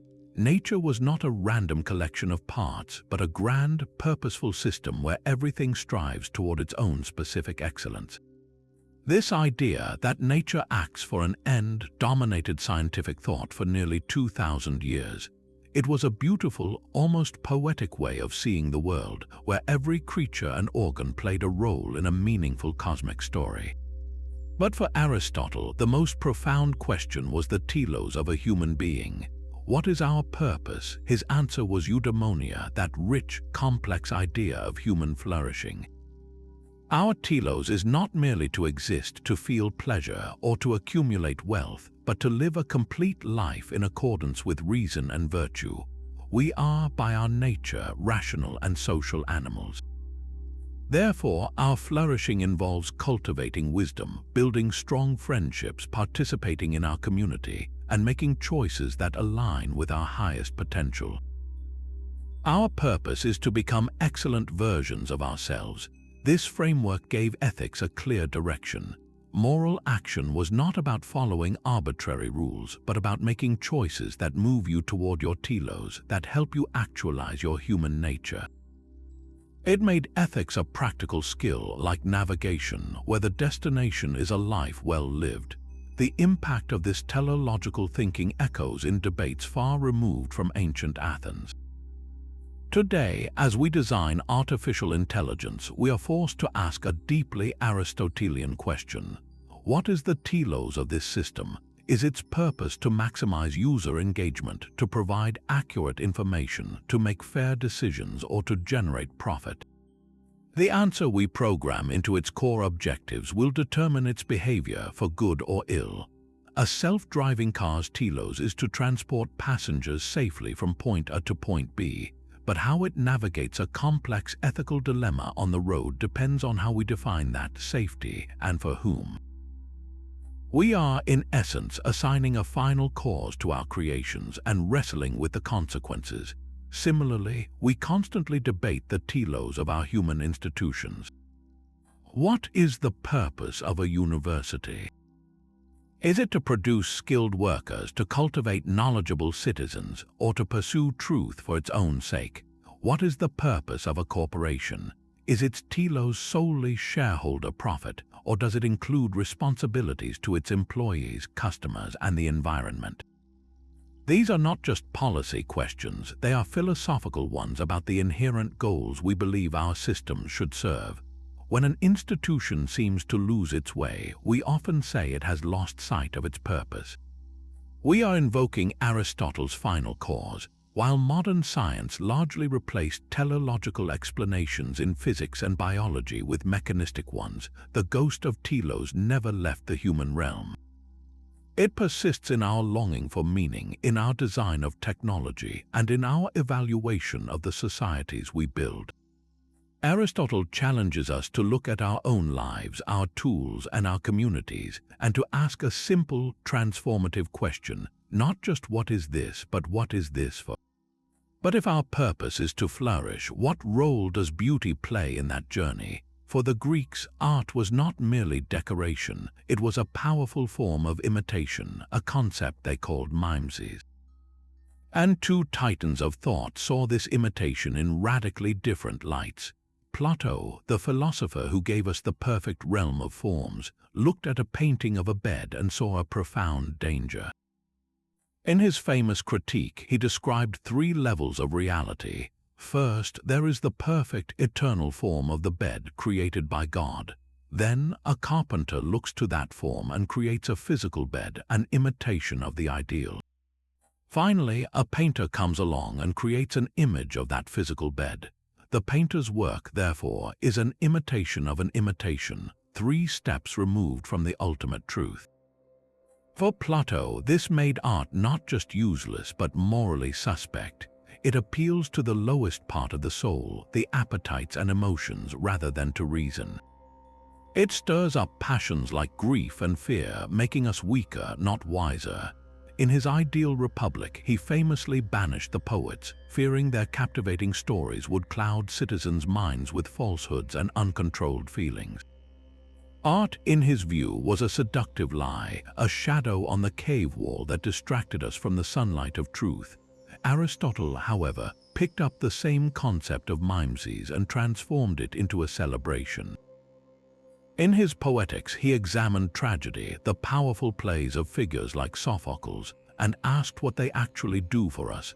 He agreed that art is imitation, but he saw this as a fundamental human strength, not a weakness. We learn through imitation from childhood, he observed, and the imitation found in a great tragedy does something extraordinary. It produces catharsis. This Greek word means a purging or purification. Aristotle proposed that by witnessing the noble suffering of a hero on stage, by feeling pity for their misfortune and fear that such events could befall us, we experience a release of these very emotions in a safe, controlled environment. We leave the theater not agitated but strangely cleansed and clarified, having faced dark truths about human fate from a place of relative safety. For Aristotle, art was not a lie 3 steps removed, but a heightened representation that could reveal universal truths about human nature, ethics, and the consequences of our actions. It was a tool for emotional education and psychological balance. This ancient debate between Plato's suspicion and Aristotle's appreciation has never truly ended. It simply changed costumes. For centuries, it fueled the quarrel between philosophy and poetry, between reason and imagination.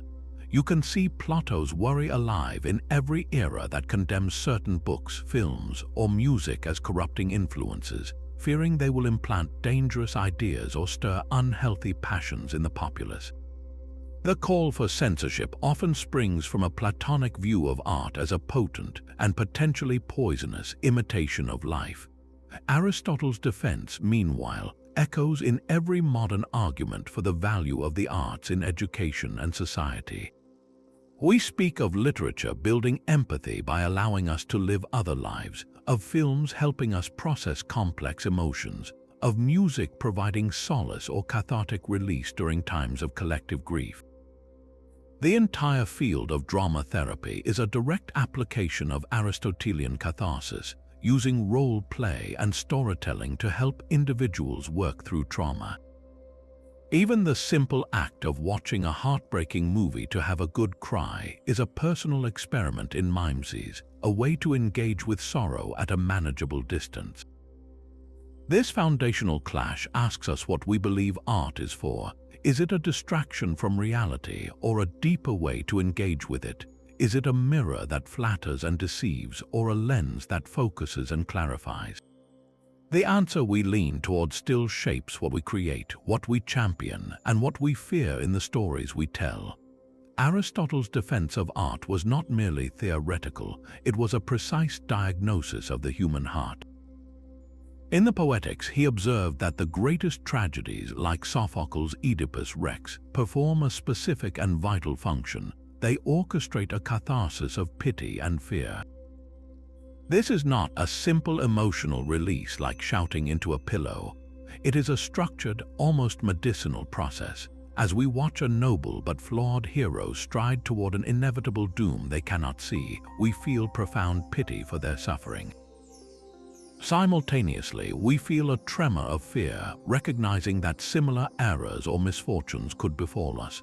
The genius of the drama is that it contains these turbulent feelings within the safe vessel of the stage.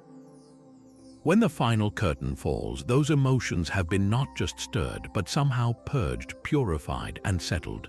We leave feeling emotionally clarified, lighter, as if a storm has passed through and left the air clean. This ancient insight became the bedrock of Western dramatic theory for 2,000 years. Playwrights from Shakespeare to Arthur Miller have consciously or unconsciously worked within its framework, crafting stories where an audience's empathy is harnessed to achieve a profound psychological resolution.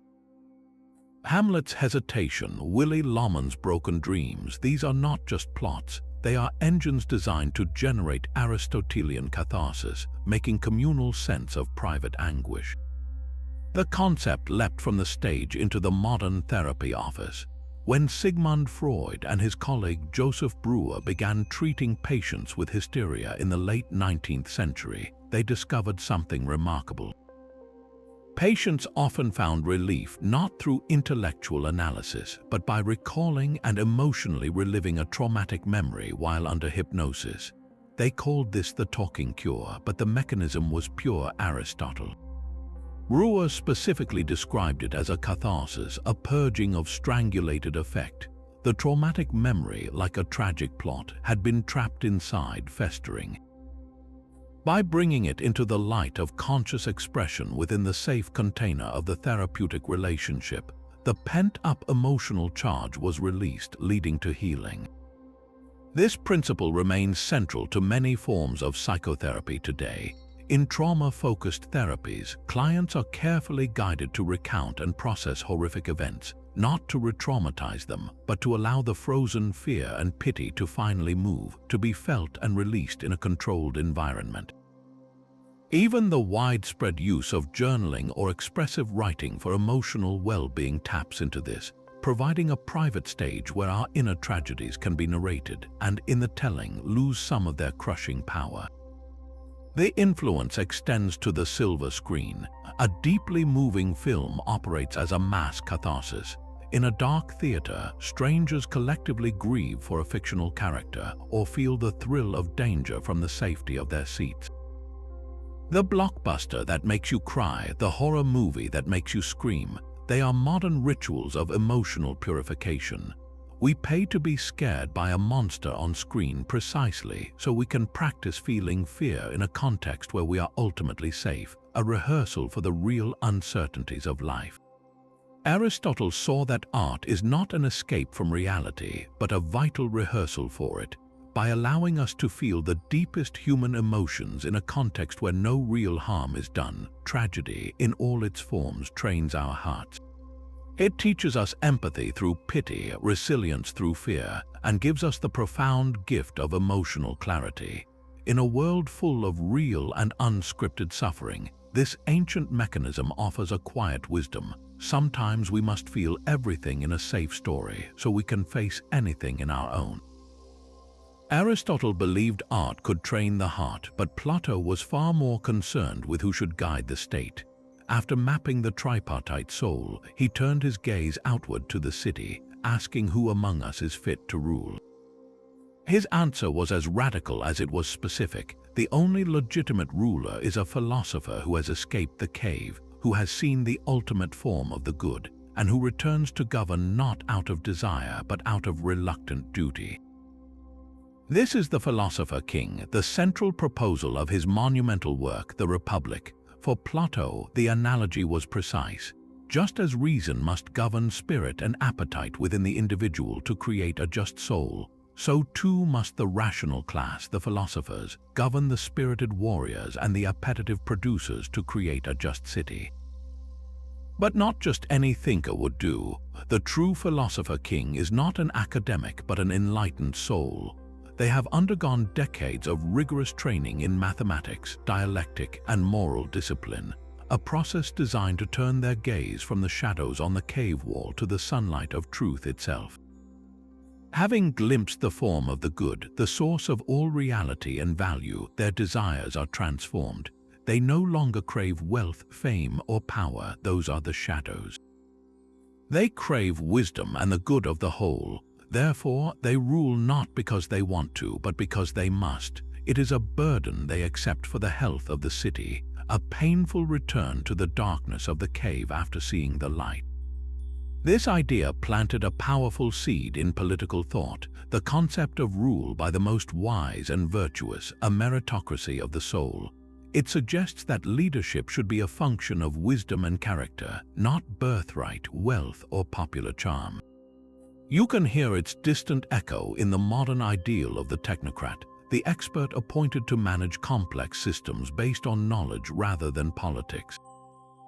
The entire notion of a non-partisan civil service, where officials are hired and promoted based on competitive examinations and proven competence, carries a whisper of the philosopher king, valuing skill and knowledge over connections or ideology.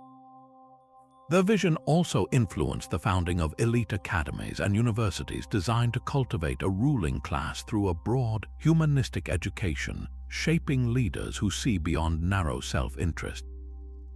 Yet Plato's proposal has always drawn fierce and valid criticism. The most glaring danger is its potential to slide into a sterile, authoritarian technocracy.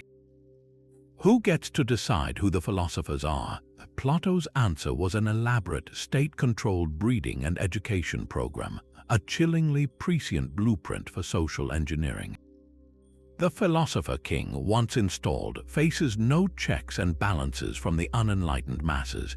Their wisdom is presumed absolute, leaving no room for dissent, for competing values, or for the messy but vital process of democratic consent.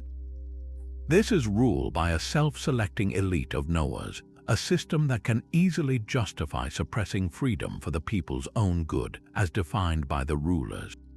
The 20th century provided grim examples of ideologies that claimed a scientific or historical truth known only to a vanguard party, which then felt justified in imposing its vision with terrible force. Furthermore, Plato's model leaves little space for the diversity of human goods. It assumes a single, knowable form of the good that the philosopher apprehends, but what if human flourishing takes many forms? What if the good life for a farmer differs from that of an artist, and both deserve a voice in the laws that govern them?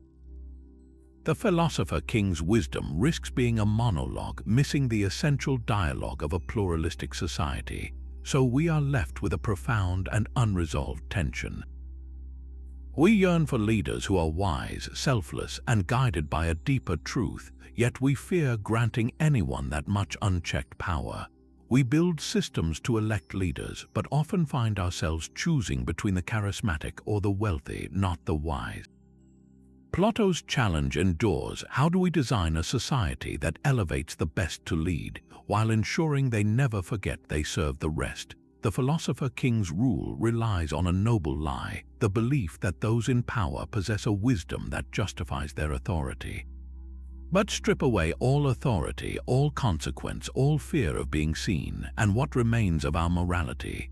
This is the terrifying question posed by a simple story within Plato's Republic, told not by Socrates, but by his skeptical brother Glaucon. He recounts the myth of the ring of Gyges. A shepherd, he says, discovers a magical ring in a strange chasm. By turning its bezel, he becomes completely invisible. With this new power, the previously ordinary man seduces the queen, murders the king, and seizes the throne of Lydia for himself. He acts with absolute impunity. Glaucon then sharpens the point into a razor. He asks us to imagine two such rings, one given to a just man, the other to an unjust man. If both could do anything they desired without ever being caught or punished, would their behavior truly differ? Glaucon argues it would not. No one, he insists, is so virtuous that they would resist stealing what they wanted, taking revenge on their enemies, or generally acting like a god among men. Justice, therefore, is not something we pursue for its own sake. It is a compromise, a social contract we all agree to because we are too weak to act with the freedom of judges and too afraid of suffering from the actions of others who might. We behave justly not because it is good, but because it is necessary for self-preservation in a society of equally vulnerable people. This story is not an endorsement of corruption. It is a brutal stress test for our deepest ethical convictions.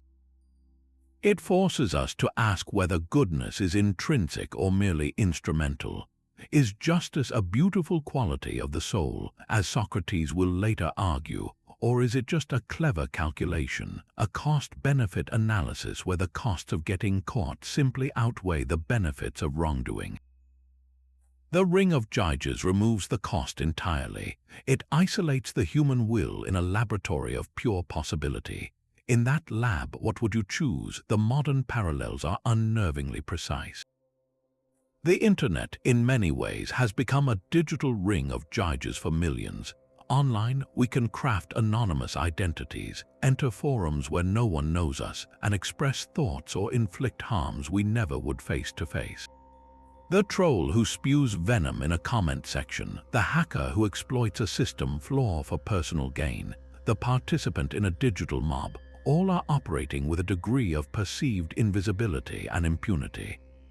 They are testing Glaucon's hypothesis in real time, often proving his cynical point. Yet the experiment also reveals a counterpoint. For every person who abuses online anonymity, there are others who use that same shield for acts of courage, whistleblowing on corruption, seeking help for stigmatized issues, or expressing a persecuted identity. The ring itself is neutral. It amplifies the character of the one who wears it.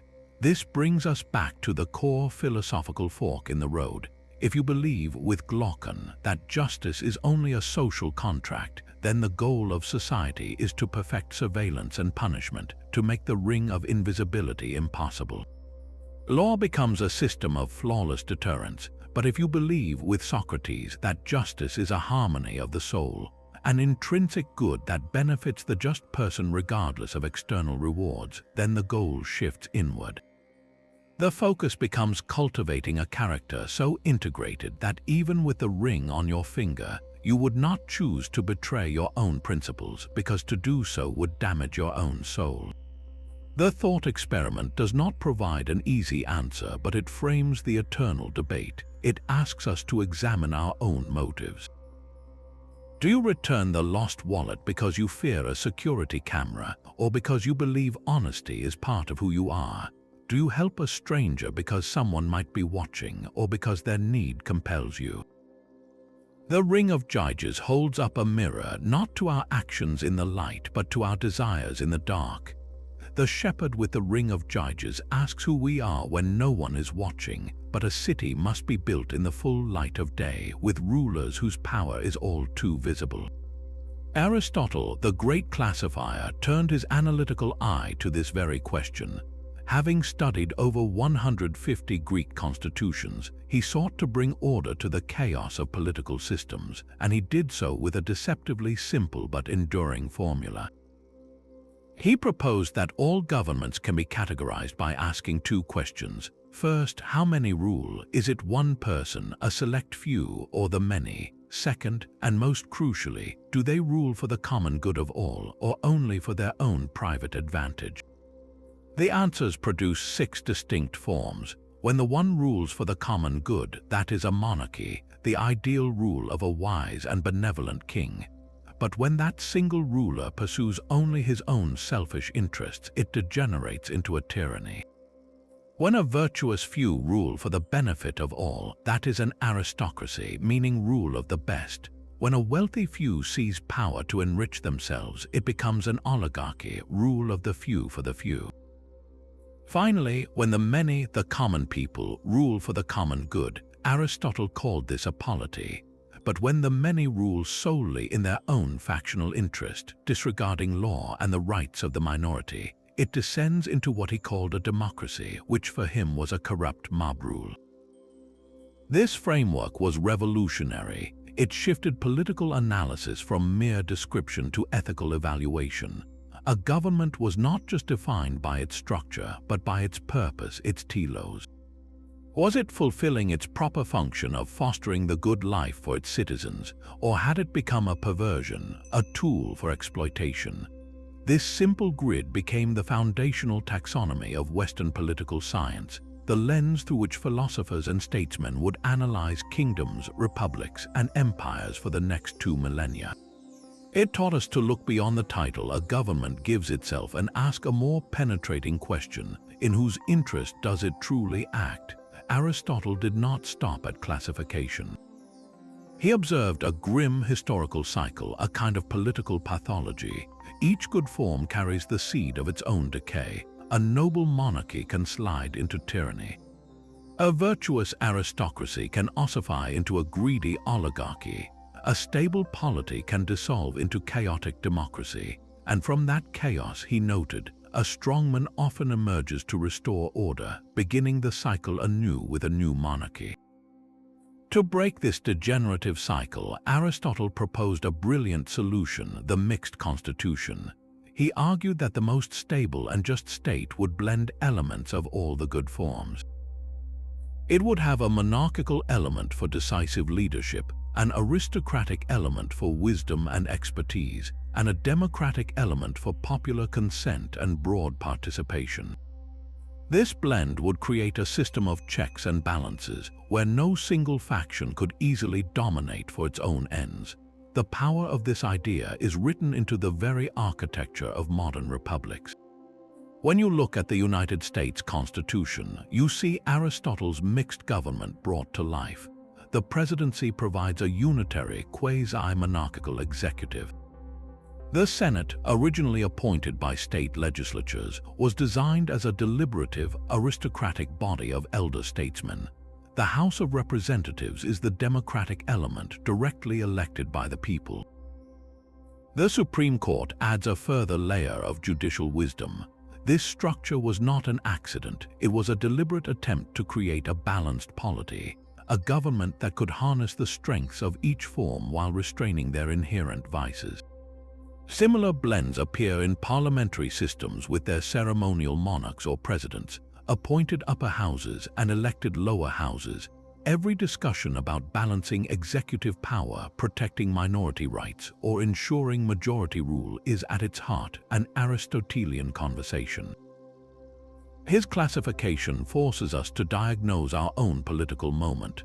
When a leader acts unilaterally, bypassing institutions for personal legacy, we see the shadow of tyranny. When wealth concentrates political influence, we recognize the specter of oligarchy. When popular passion overrides reasoned law and minority protections, we witness the descent into his feared democracy. Aristotle gave us the vocabulary for these dangers and a timeless prescription. Stability and justice are found not in the pure rule of the one, the few, or the many, but in the careful, vigilant balance of them all.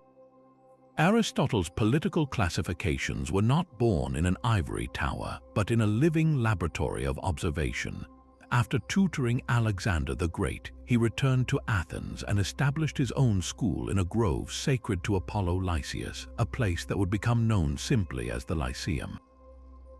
This was far more than a lecture hall. Under Aristotle's direction, it transformed into the Western world's first dedicated research institute, a bustling center for the systematic collection of data about the natural and human world.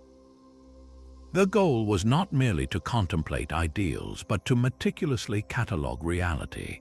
He dispatched students across the Greek world to gather political documents, resulting in his collection of over 150 constitutions, the raw data for his analysis of governments.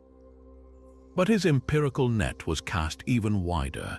He and his followers compiled vast records on the behavior and anatomy of animals, the weather patterns of the Aegean, the life cycles of plants, and the histories of athletic games and theatrical festivals. Every observable phenomenon was considered worthy of study and classification. This relentless drive to organize knowledge by first observing the particulars was a radical departure. Where Plato's academy focused on the abstract mathematics of the perfect forms, the Lyceum was grounded in the messy, tangible details of the world as it is. Aristotle insisted that all sound reasoning must begin with what we can see, touch, and systematically describe. He established a library, a museum of natural specimens, and a daily routine of morning lectures for advanced students on difficult, theoretical topics and afternoon public discussions on more accessible subjects like rhetoric or politics. This structure of specialized research paired with public engagement is the direct ancestor of the modern university. More profoundly, the Lyceum's methodology planted the seed for the entire scientific method. Aristotle's process moved from observation to classification, from classification to identifying patterns, and from patterns to forming general principles or causes. While he sometimes let theory outrun evidence, the foundational impulse was correct. Knowledge must be built from the ground up, brick by empirical brick. Centuries later, when medieval scholars in Europe rediscovered Aristotle's works, they did not just inherit his conclusions, they inherited his model of organized inquiry. The great universities of Bologna, Paris, and Oxford were, in spirit, attempts to recreate the Lyceum, with their faculties, libraries, and emphasis on compiling and debating knowledge from all known sources. Even the modern research paper, with its literature review, methodology, data analysis, and discussion, follows the logical progression Aristotle championed. Every time a biologist spends years in the field cataloging species behaviors, a political scientist analyzes voting data across decades, or a graduate student builds a thesis on collected evidence, they are walking the shaded paths of Aristotle's Lyceum.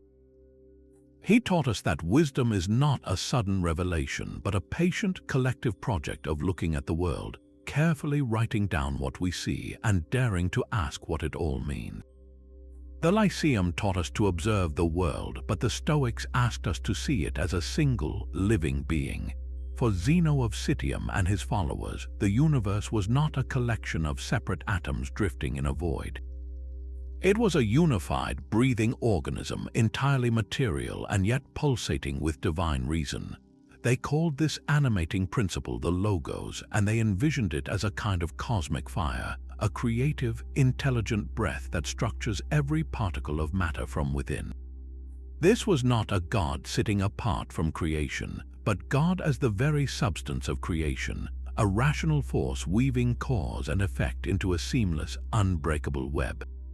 In this view, everything that happens, from the orbit of a planet to the fall of a leaf, is a necessary expression of this universal reason. The Stoic cosmos was thoroughly deterministic. Every event was fated, a link in an endless chain of causes stretching from the beginning of time. This could sound bleak, but for the Stoics it was the source of profound peace. To fight fate was to fight the logic of the universe itself, a futile and miserable struggle. Acceptance was not surrender, but a wise alignment with the rational order of things. This material, rational, and deterministic world, you gave rise to one of their most beautiful concepts, sympatheia. This is the idea that all parts of the cosmos are so intimately interconnected that a change in one part resonates through the whole, like plucking a single string on a vast instrument. They believed in a literal, physical sympathy binding the stars to the seas and human souls to each other. An earthquake in one land could be felt in the weather patterns of another, not by magic, but because the entire cosmos was one cohesive body. This ancient vision of a unified, living universe finds powerful echoes in our modern age. The science of ecology is built on the principle of sympatheia. We now understand that poisoning a river does not just affect the fish, it alters the soil downstream, changes the climate through evaporation patterns, and eventually cycles back to impact human health. An ecosystem is a textbook example of Stoic sympathy, a network where every element, from the smallest microbe to the largest predator, is interdependent. The butterfly effect in chaos theory is a mathematical expression of this same idea, where a tiny perturbation in one part of a complex system can lead to vast and unpredictable consequences elsewhere. The Stoic logos itself has a curious parallel in the quest of modern physics for a grand unified theory, a single, elegant set of equations that describe all forces and particles as manifestations of one underlying principle. When a physicist seeks a theory of everything, they are searching for the mathematical logos, the rational fire that structures our material reality. And the Stoic debate over determinism is very much alive today. If the universe began in a certain state and all particles follow fixed laws, is every choice we make already written in the cosmic script? Neuroscience grapples with this when it examines how brain chemistry seems to precede conscious decision.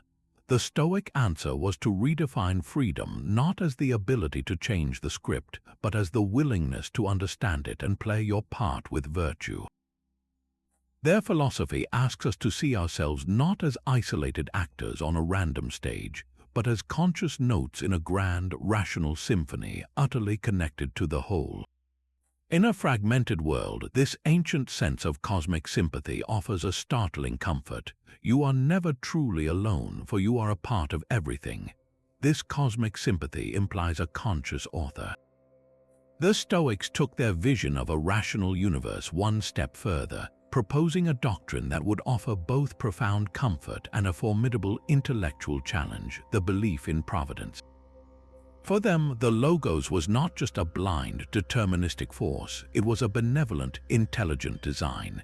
Every single event, no matter how painful or chaotic it appeared, was part of a perfect, rational plan for the whole. The universe, in their view, was like a masterfully written play. An actor given a tragic role might suffer on stage, but that suffering is essential to the beauty and meaning of the overall drama. From the divine playwright's perspective, every line, every death, every twist of fate is necessary. What we perceive as evil, misfortune, or injustice is merely our limited, actor's eye view of a plot whose ultimate goodness we cannot yet see. A devastating storm clears the air and nourishes the soil. A painful illness can teach resilience or redirect a life's path. Even the most senseless tragedy, they argued, serves a purpose in the grand, interconnected tapestry of the whole. This belief was not a naive optimism, it was a disciplined cognitive tool for resilience.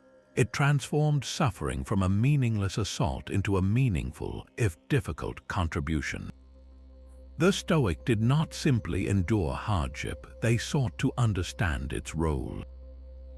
When faced with loss, illness, or betrayal, they trained themselves to ask, how might this be serving the greater good?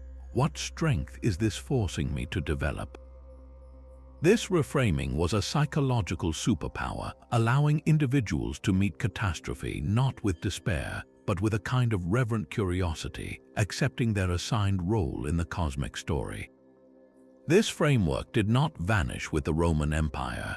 It provided the essential philosophical groundwork for one of Christianity's most difficult tasks, theodicy, the attempt to justify God's goodness in a world full of evil. Early Christian theologians like St. Augustine and later thinkers like Thomas Aquinas faced a paradox. If God is all-powerful and all-good, why does suffering exist? The Stoic concept of providence offered a structure for an answer. They adapted it into the doctrine of divine providence, arguing that God permits evils only because he can draw a greater good from them, a good often hidden from our finite mind. The crucifixion of Christ, the ultimate evil from a human perspective, became the mechanism for humanity's ultimate salvation, the supreme example of a tragic role in a divine play. This idea that suffering is part of a hidden, benevolent plan became a cornerstone of Christian consolation for centuries. In our more secular age, the Stoic scaffolding remains, even if the divine playwright has exited the stage. The popular modern mantra, "everything happens for a reason," is a direct, if often diluted, echo of Stoic providence. It is a secularized theodicy, a way to impose narrative order on chaos and find purpose in pain. We see it when someone who survives a terrible accident later says it led them to their life's calling, or when a community rallies after a disaster, forging bonds stronger than before. The search for the silver lining, the lesson in the loss, is the modern, psychological application of the Stoic quest to see the role our suffering plays in our personal story. Of course, this idea has its critics. It can seem to trivialize profound grief or justify inaction in the face of preventable injustice.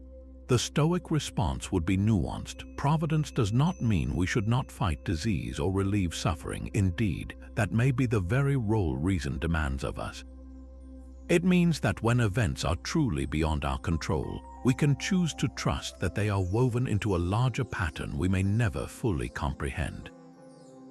This ancient belief challenges us to hold two difficult ideas in balance: to fight against the evils we can change with all our might, and to meet the evils we cannot change not with rage against an uncaring universe, but with the quiet conviction that even this has its place in a story still being told.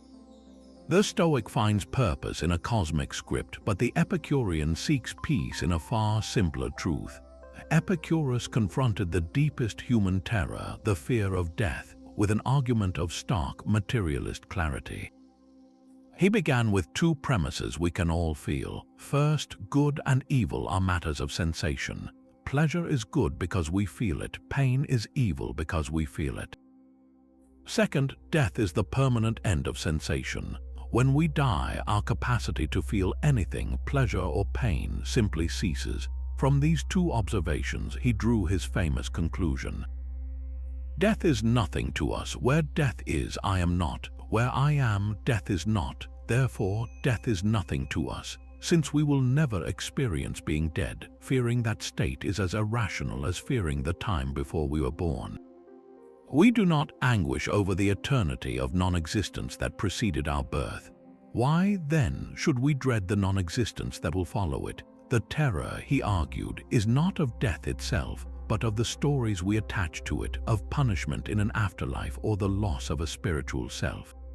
Epicurus stripped those stories away, leaving only the physical fact of ended sensation. This was a radical, non-spiritual argument for its time, grounding the meaning of life and death entirely in the tangible realm of bodily experience. It suggested that a good life, built from simple pleasures and tranquil friendships, was its own sufficient reward, needing no divine judgment or eternal continuation to give it value. This ancient materialist comfort resonates powerfully in our modern secular age. For the secular humanist who finds meaning in human relationships, creativity, and ethical action without reference to an afterlife, Epicurus provides a philosophical foundation. His argument dismantles the anxiety that a life without heaven is a life without purpose. On the contrary, it suggests that finitude is what makes our choices precious. If this life is the only one we have any evidence of experiencing, then every moment of connection, curiosity, and kindness gains immense weight. The modern death positivity movement, which seeks to remove the stigma and silence around dying, often channels this Epicurean spirit. It encourages people to talk openly about death, not as a spiritual passage to be mystified, but as a natural biological event. Advocates focus on practical planning, on ensuring comfort and dignity, and on celebrating a life lived rather than fixating on an unknowable beyond. They ask, if death is indeed nothing to us when it arrives, should it not be nothing to us as a source of dread while we are alive? This is not a call for indifference, but for a reallocation of emotional energy. By accepting the simple finality that Epicurus described, we can stop wasting the sensation we do have, the precious present, in fear of a sensation we never will. His argument offers a profound liberation, inviting us to transfer our awe from the mystery of what comes after to the palpable, fleeting wonder of what is here now. Epicurus did not just write about tranquility, he built a physical space to cultivate it. On the outskirts of Athens, he purchased a modest house with a garden, and this humble plot of land became one of the most radical social experiments of the ancient world. He called it simply the garden, unlike Plato's academy, which was a public gymnasium for intellectual athletes, or Aristotle's lyceum, a research institute for privileged students. The garden was a private, walled community dedicated to living philosophy together. Its gates were open to all who sought the tranquil life, regardless of social status. Women were welcomed as full participants, a scandalous notion in a society that confined respectable women to the home. Enslaved people could join as fellow seekers, not as servants. Friends, students, and even hetairai, educated courtesans, mingled as equals in pursuit of ataraxia.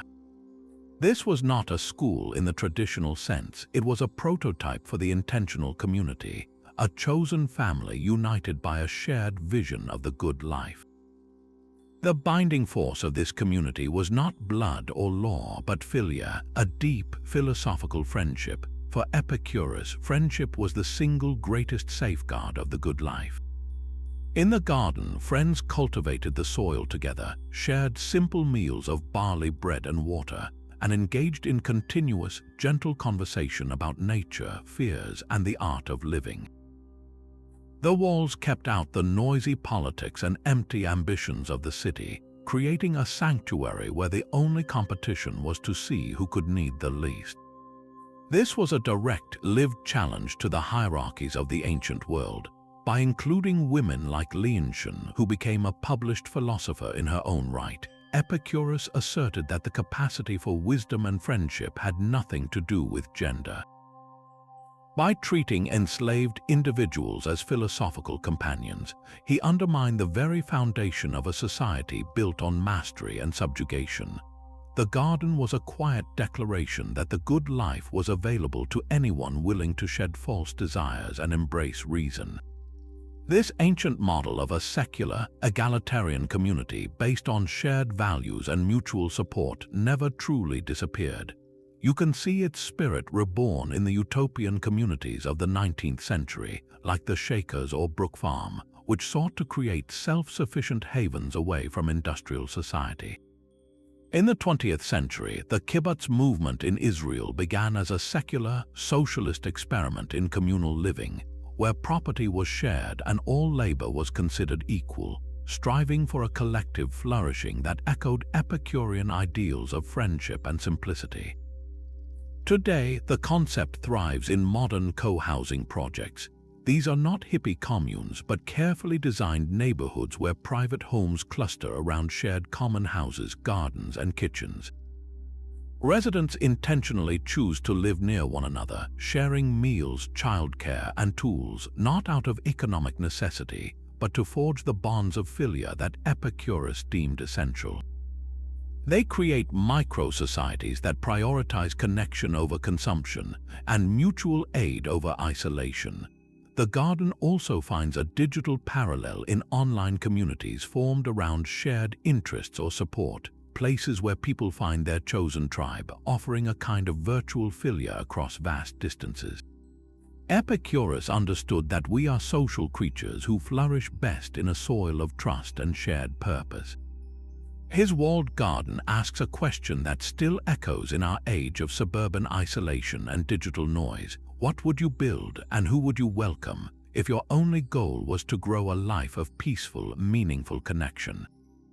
While the Epicurean garden built its walls to keep the world out, another philosopher, Diogenes the Cynic, tore down the very concept of walls altogether. He was once asked where he was from, a question that rooted identity in a specific city-state, in being Athenian or Spartan. His reply was a single, explosive word: cosmopolites. A citizen of the cosmos, this was not a claim of lofty privilege, but a radical rejection of all local loyalties that bred war, prejudice, and artificial division. For a man who lived in a storage jar and owned nothing, nationality was just another pointless possession, a fiction that distracted from the universal human condition. His cosmopolitanism was a philosophy of negation, stripping away the accidents of birth to reveal a shared, natural humanity beneath.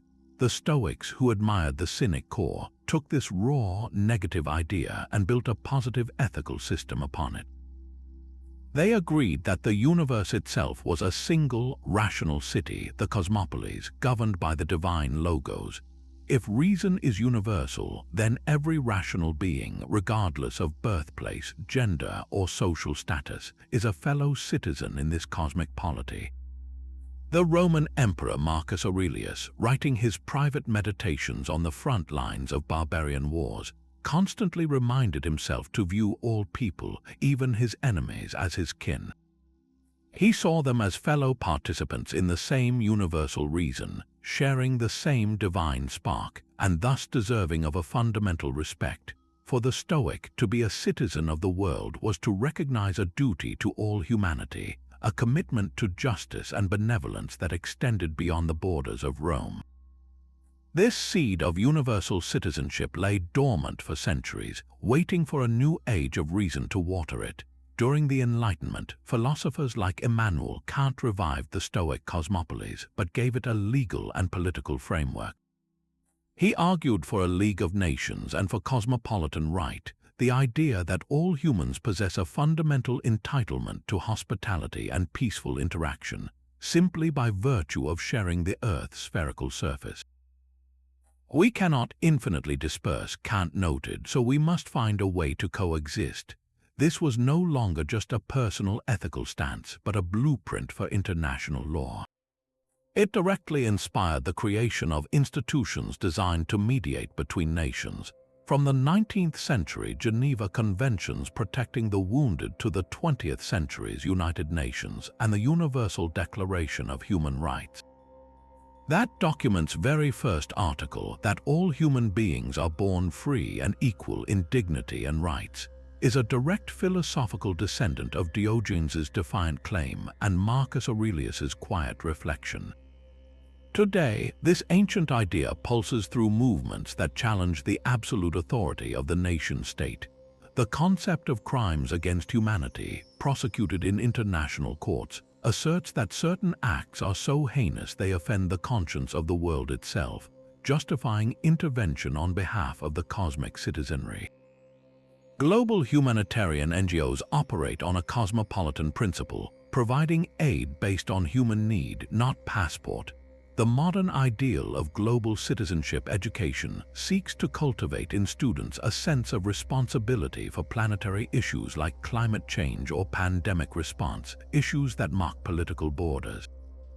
Even the simple act of feeling a pang of grief for victims of a distant disaster or a sense of shared triumph during a global scientific achievement is a flicker of that cosmopolitan spark.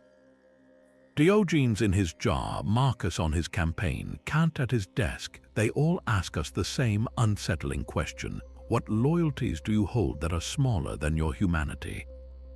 The cosmos is a city of reason, but within its walls, whose reason decides what is true.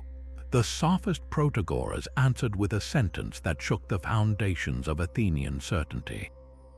Man is the measure of all things. This was not a celebration of human power, but a radical observation about human limits. For Protagoras, we have no access to a God's-eye view of reality. We are each confined to our own perceptions, our own experiences, and the customs of our own city. Therefore, what seems true, just, or good to one person or culture is true, just, and good for them.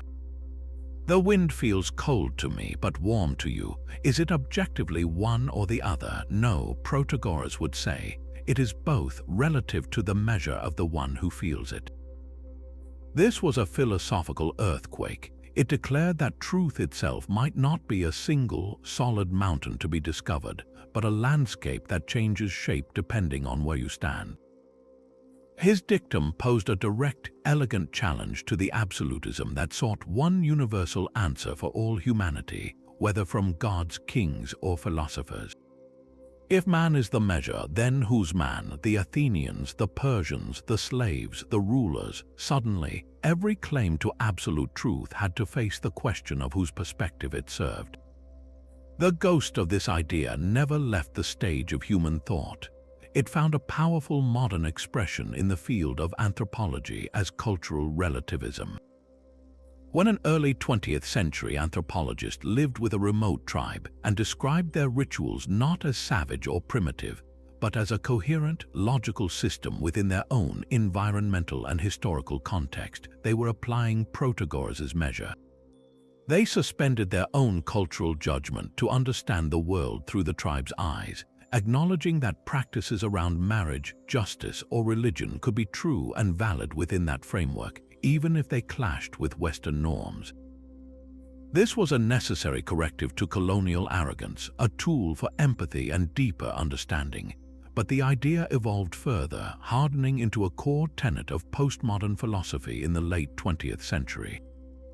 Thinkers argued that all knowledge, even scientific knowledge, is constructed through language, power structures, and cultural perspective. There are no facts, only interpretations, as Nietzsche, a spiritual descendant of the Sophists, would declare.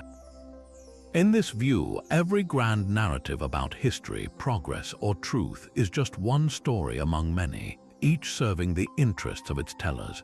This perspective fuels many of our most heated contemporary debates. Is beauty objective, or is it shaped by cultural and media influences? Is there a single, correct version of history, or are there multiple contested narratives, each highlighting different experiences and silences? When two people watch the same political debate and come away with diametrically opposed facts, they are living in Protagorean worlds, each measuring the event with a different ruler. This relativism offers a crucial democratic humility. It cautions against dogma, encourages us to listen to marginalized voices, and reminds us that our viewpoint is always partial. Yet it also presents a profound dilemma.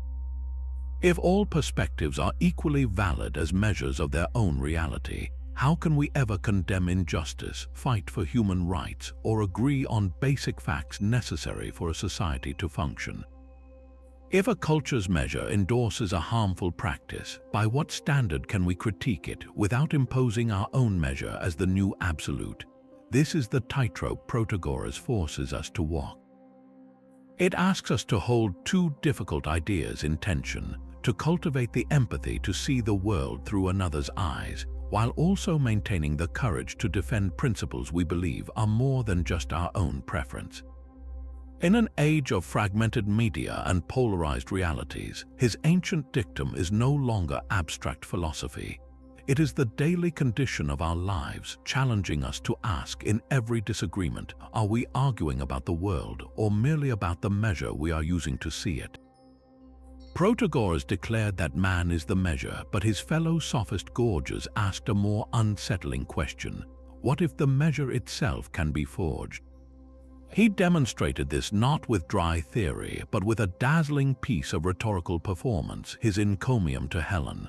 For centuries, Helen of Troy was the ultimate scapegoat, the face that launched 1,000 ships and doomed a civilization, the archetype of destructive beauty. Gorgias set out to defend her, not by claiming her innocence, but by dismantling the very idea of blame. He presented a series of possible excuses. Perhaps she was taken by force, a victim of abduction. Perhaps she was following the divine will of the gods, which mortals cannot resist. Or perhaps, he proposed with startling insight, she was simply persuaded by speech. This was his masterstroke. He argued that persuasive speech, or logos, possesses a power akin to magic or a potent drug. It enters the ears, he wrote, and can bewitch the soul, bending emotions and convictions against a person's own will. If Helen was seduced by such a force, how can she be held responsible? Her mind was overcome by a power as real and coercive as physical violence. In this one elegant argument, Gorgias laid the foundation for the entire study of media psychology. He identified language not as a neutral tool for describing reality, but as an active, almost pharmaceutical agent that can alter perception, trigger desire, and command action. He saw that words have a physics of their own, capable of creating realities in the minds of listeners. You can feel this ancient force every time a perfectly crafted advertisement makes an object you never wanted feel like a missing piece of your identity. The ad does not just list features, it tells a story. It associates the product with love, success, or adventure, weaving a verbal spell that the logical mind struggles to dispel. Political propaganda operates on the same Gorgian principle, repeating simplified, emotionally charged narratives until they feel like common sense, bypassing critical thought to plant convictions directly in the soil of emotion. The modern field of public relations is essentially applied Gorgianism, a professional discipline dedicated to shaping perception and guiding public sentiment through strategic language. Even a compelling social media influencer, curating a life of perfect moments with carefully chosen captions, is practicing a form of this ancient sorcery, persuading followers to buy, believe, or aspire based on the reality constructed through words and images.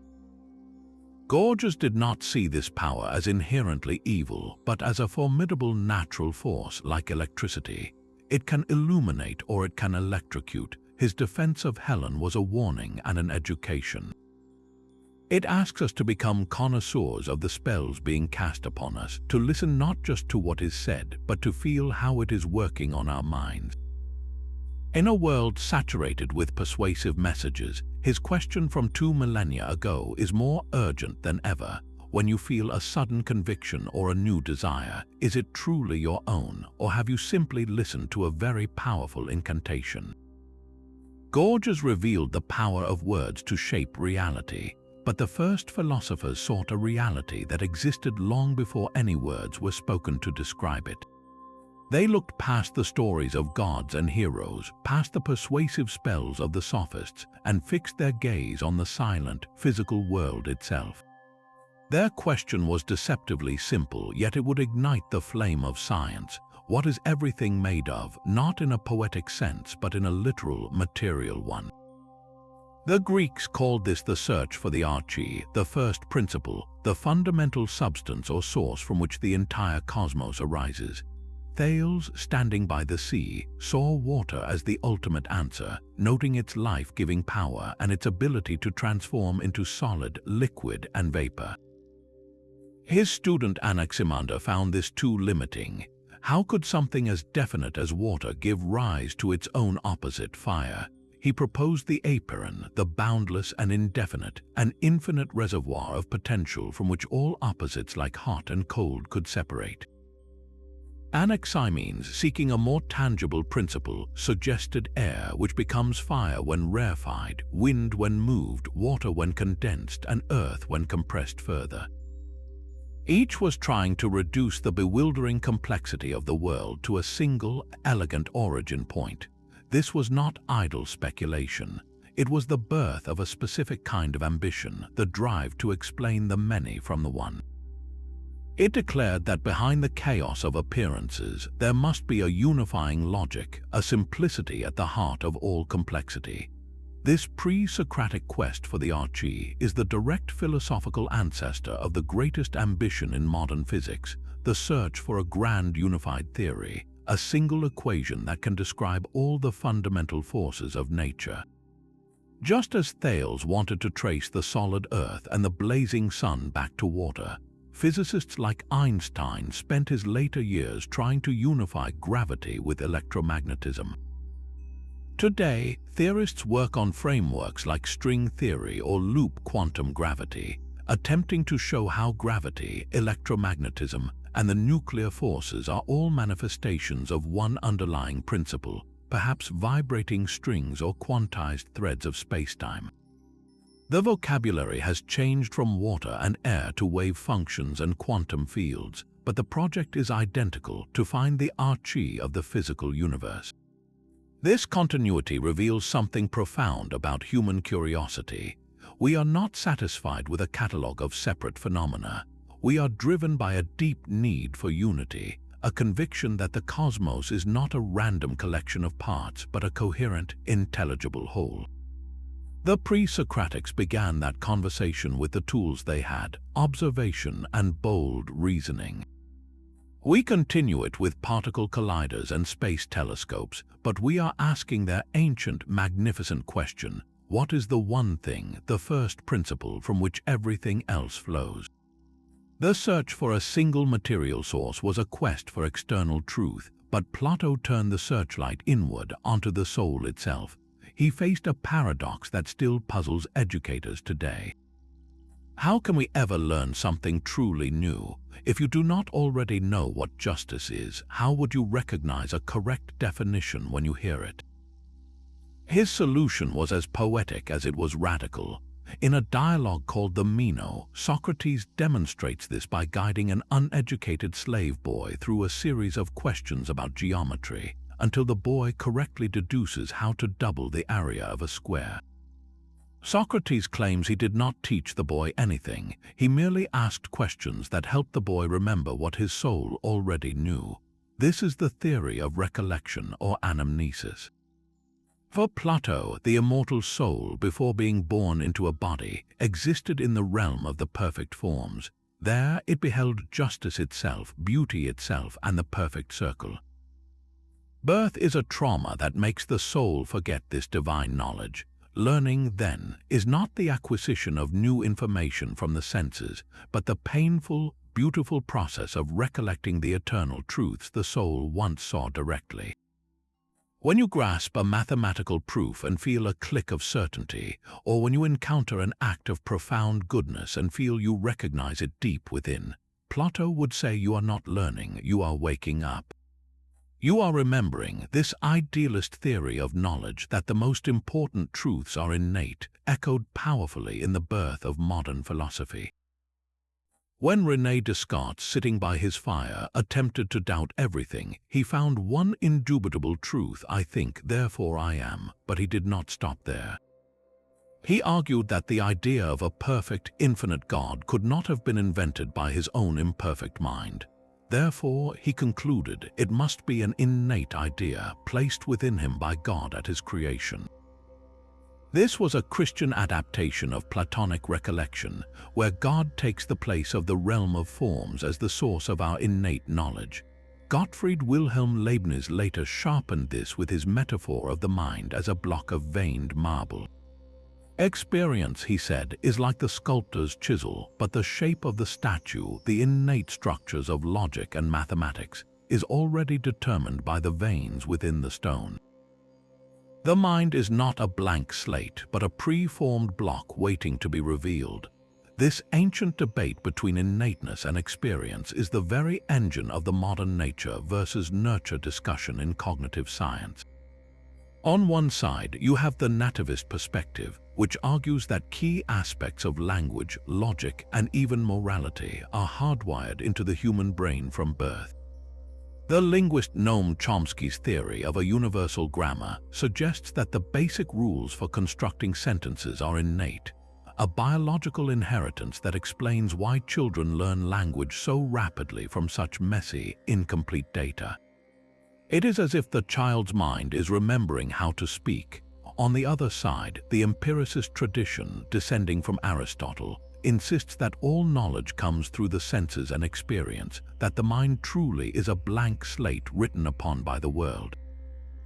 Modern cognitive science typically finds a synthesis, recognizing that we come into the world with powerful innate learning biases and structures, but that these are activated and shaped in specific ways by our environment and experiences. It is not pure recollection nor pure inscription, but a complex dance between the veins in the marble and the sculptor's tools. Plato's theory asks us to consider a haunting possibility that our moments of deepest insight, our sudden understanding of love or truth, might not be discoveries but homecomings, the soul stirring in its sleep, recalling a sunlight it has not seen for a very long time. Plato's theory of recollection sees truth as something we must remember from a past existence. Aristotle, ever the biologist, saw it as something we must grow toward from within. He proposed that everything in the universe holds a secret inside itself, a latent future waiting to unfold. He called this dynamis, or potentiality, the capacity to become something else. And he contrasted it with energeia, or actuality, the state of being that thing right now. The most perfect illustration is the acorn. In your hand, it is an acorn in actuality. But within its hard shell lies the dynamic potential, the dynamis, to become a towering oak tree. The acorn is not the oak, but it is, in a very real sense, of the oak. Its entire being is oriented toward that end.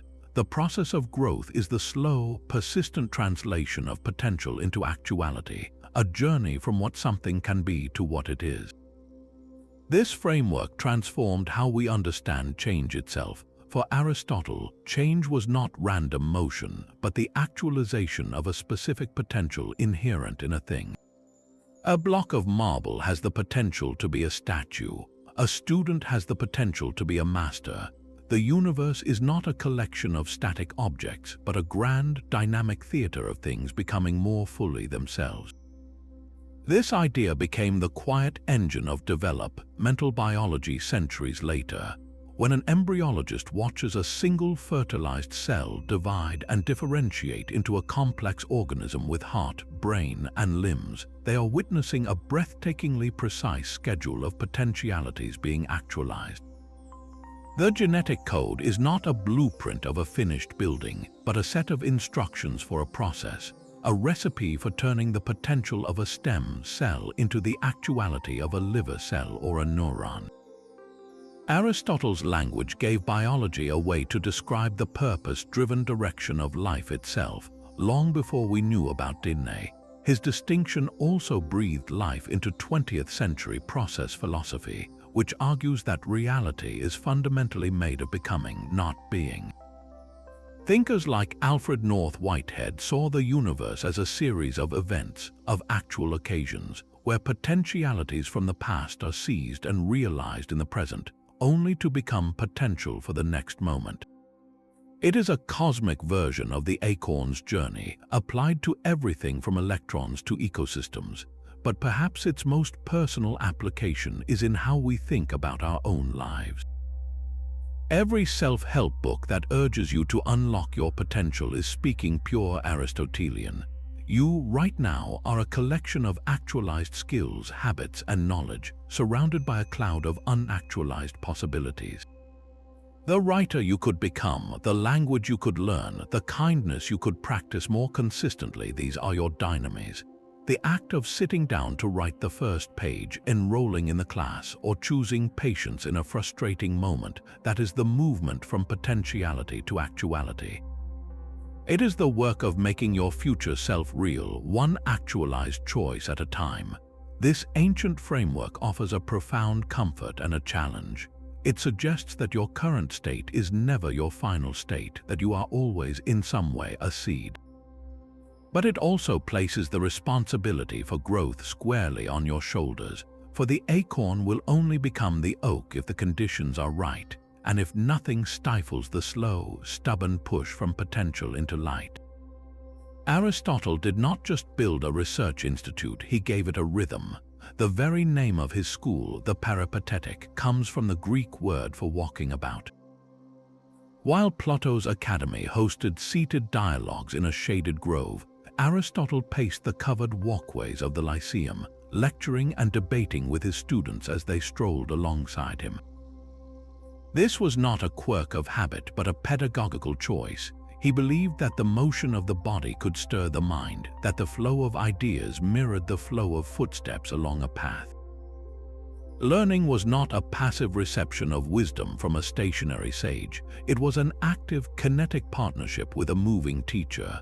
The physical act of walking side by side broke down rigid hierarchies, fostering a more fluid, collaborative exchange.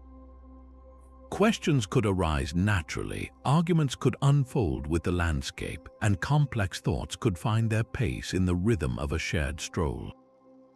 This ancient model of embodied cognition was a stark contrast to the static lecture hall, suggesting that the best thinking might not happen while sitting still. The modern world, often confined to screens and sedentary meetings, is slowly rediscovering this peripatetic wisdom. The walking meeting, championed by figures like Steve Jobs, has become a staple in creative industries and executive suites. The rationale is precisely what Aristotle intuited. Physical movement increases blood flow to the brain, shakes loose, rigid thought patterns, and reduces the confrontational atmosphere of a boardroom face-off.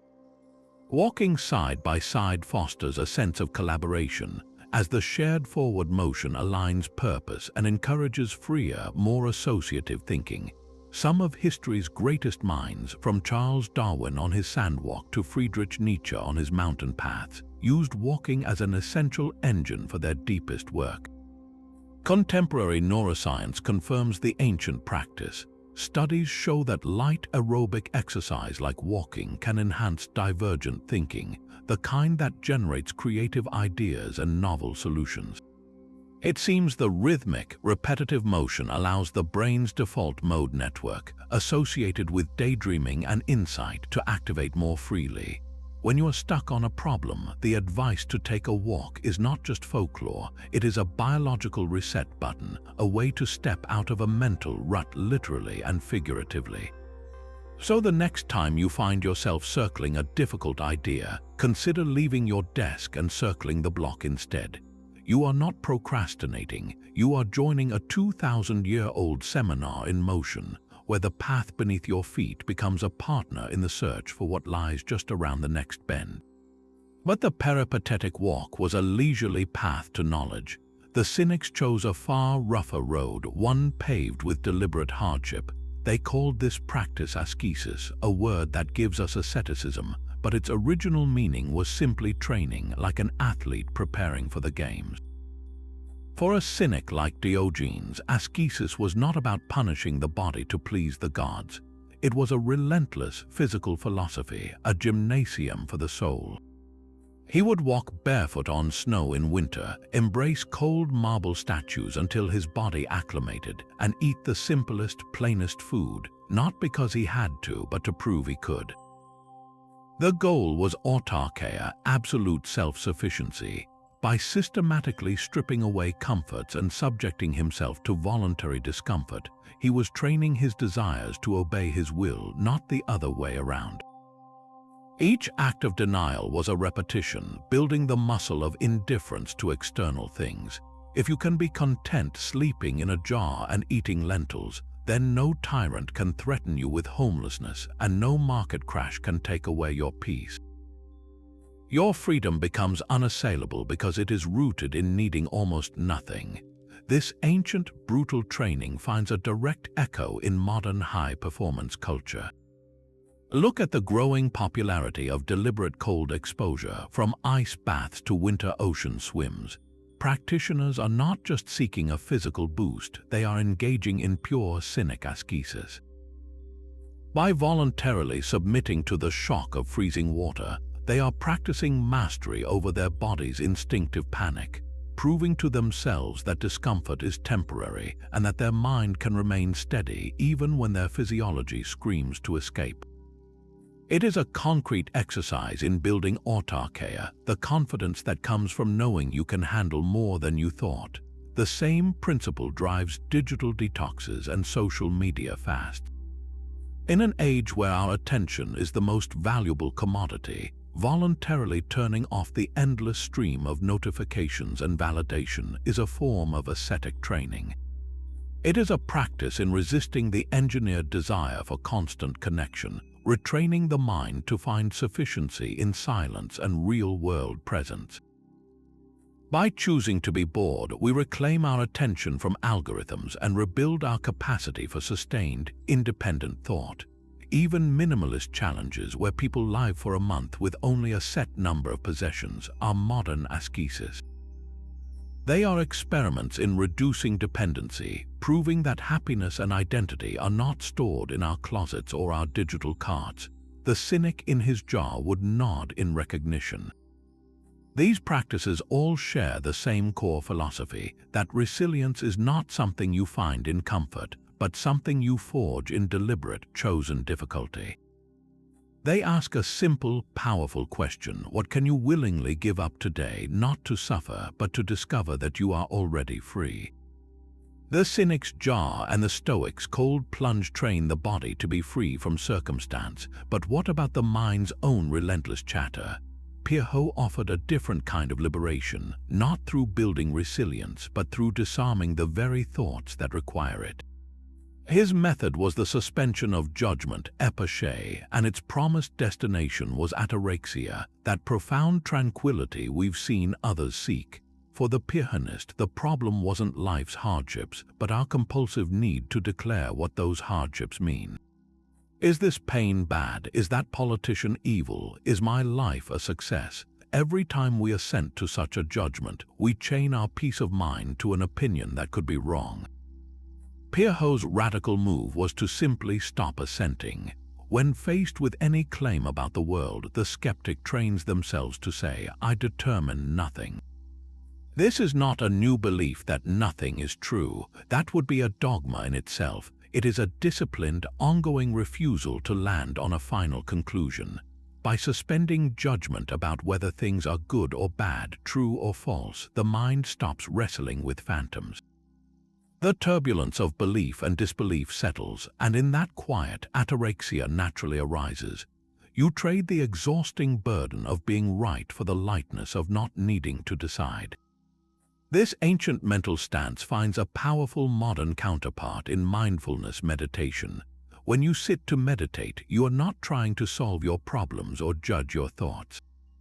The instruction is to observe the breath, and when thoughts about work, relationships, or your own worth arise, you simply notice them, label them thinking, and gently return to the breath.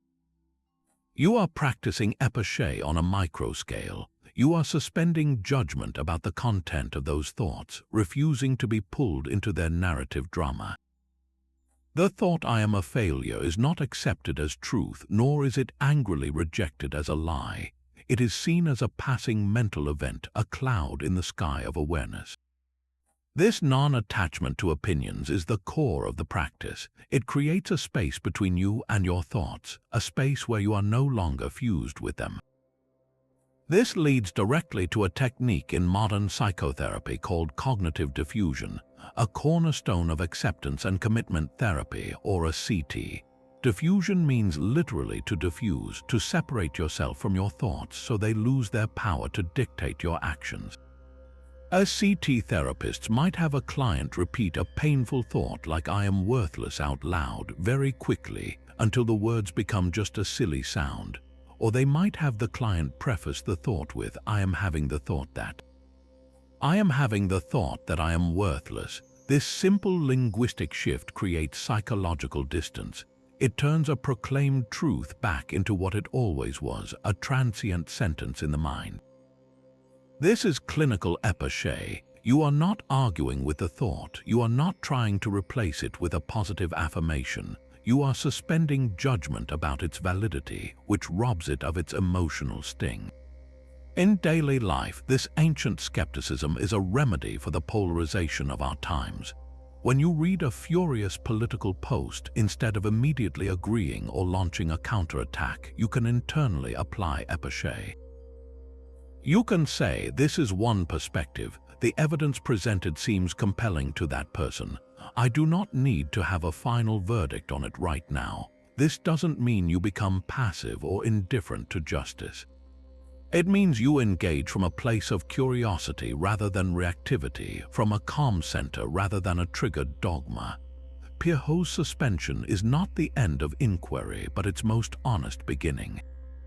It asks us to hold our most cherished opinions lightly, to see them as maps, not the territory, and in that spacious uncertainty, to find a peace that no argument can ever disturb. Pirho's suspension of judgment quiets the inner debate, but the Greeks understood that our loudest arguments happen not within ourselves, but between each other about the rules we live by. To navigate those arguments, they forged a conceptual tool of breathtaking power, a simple dichotomy that would cleave Western thought in two.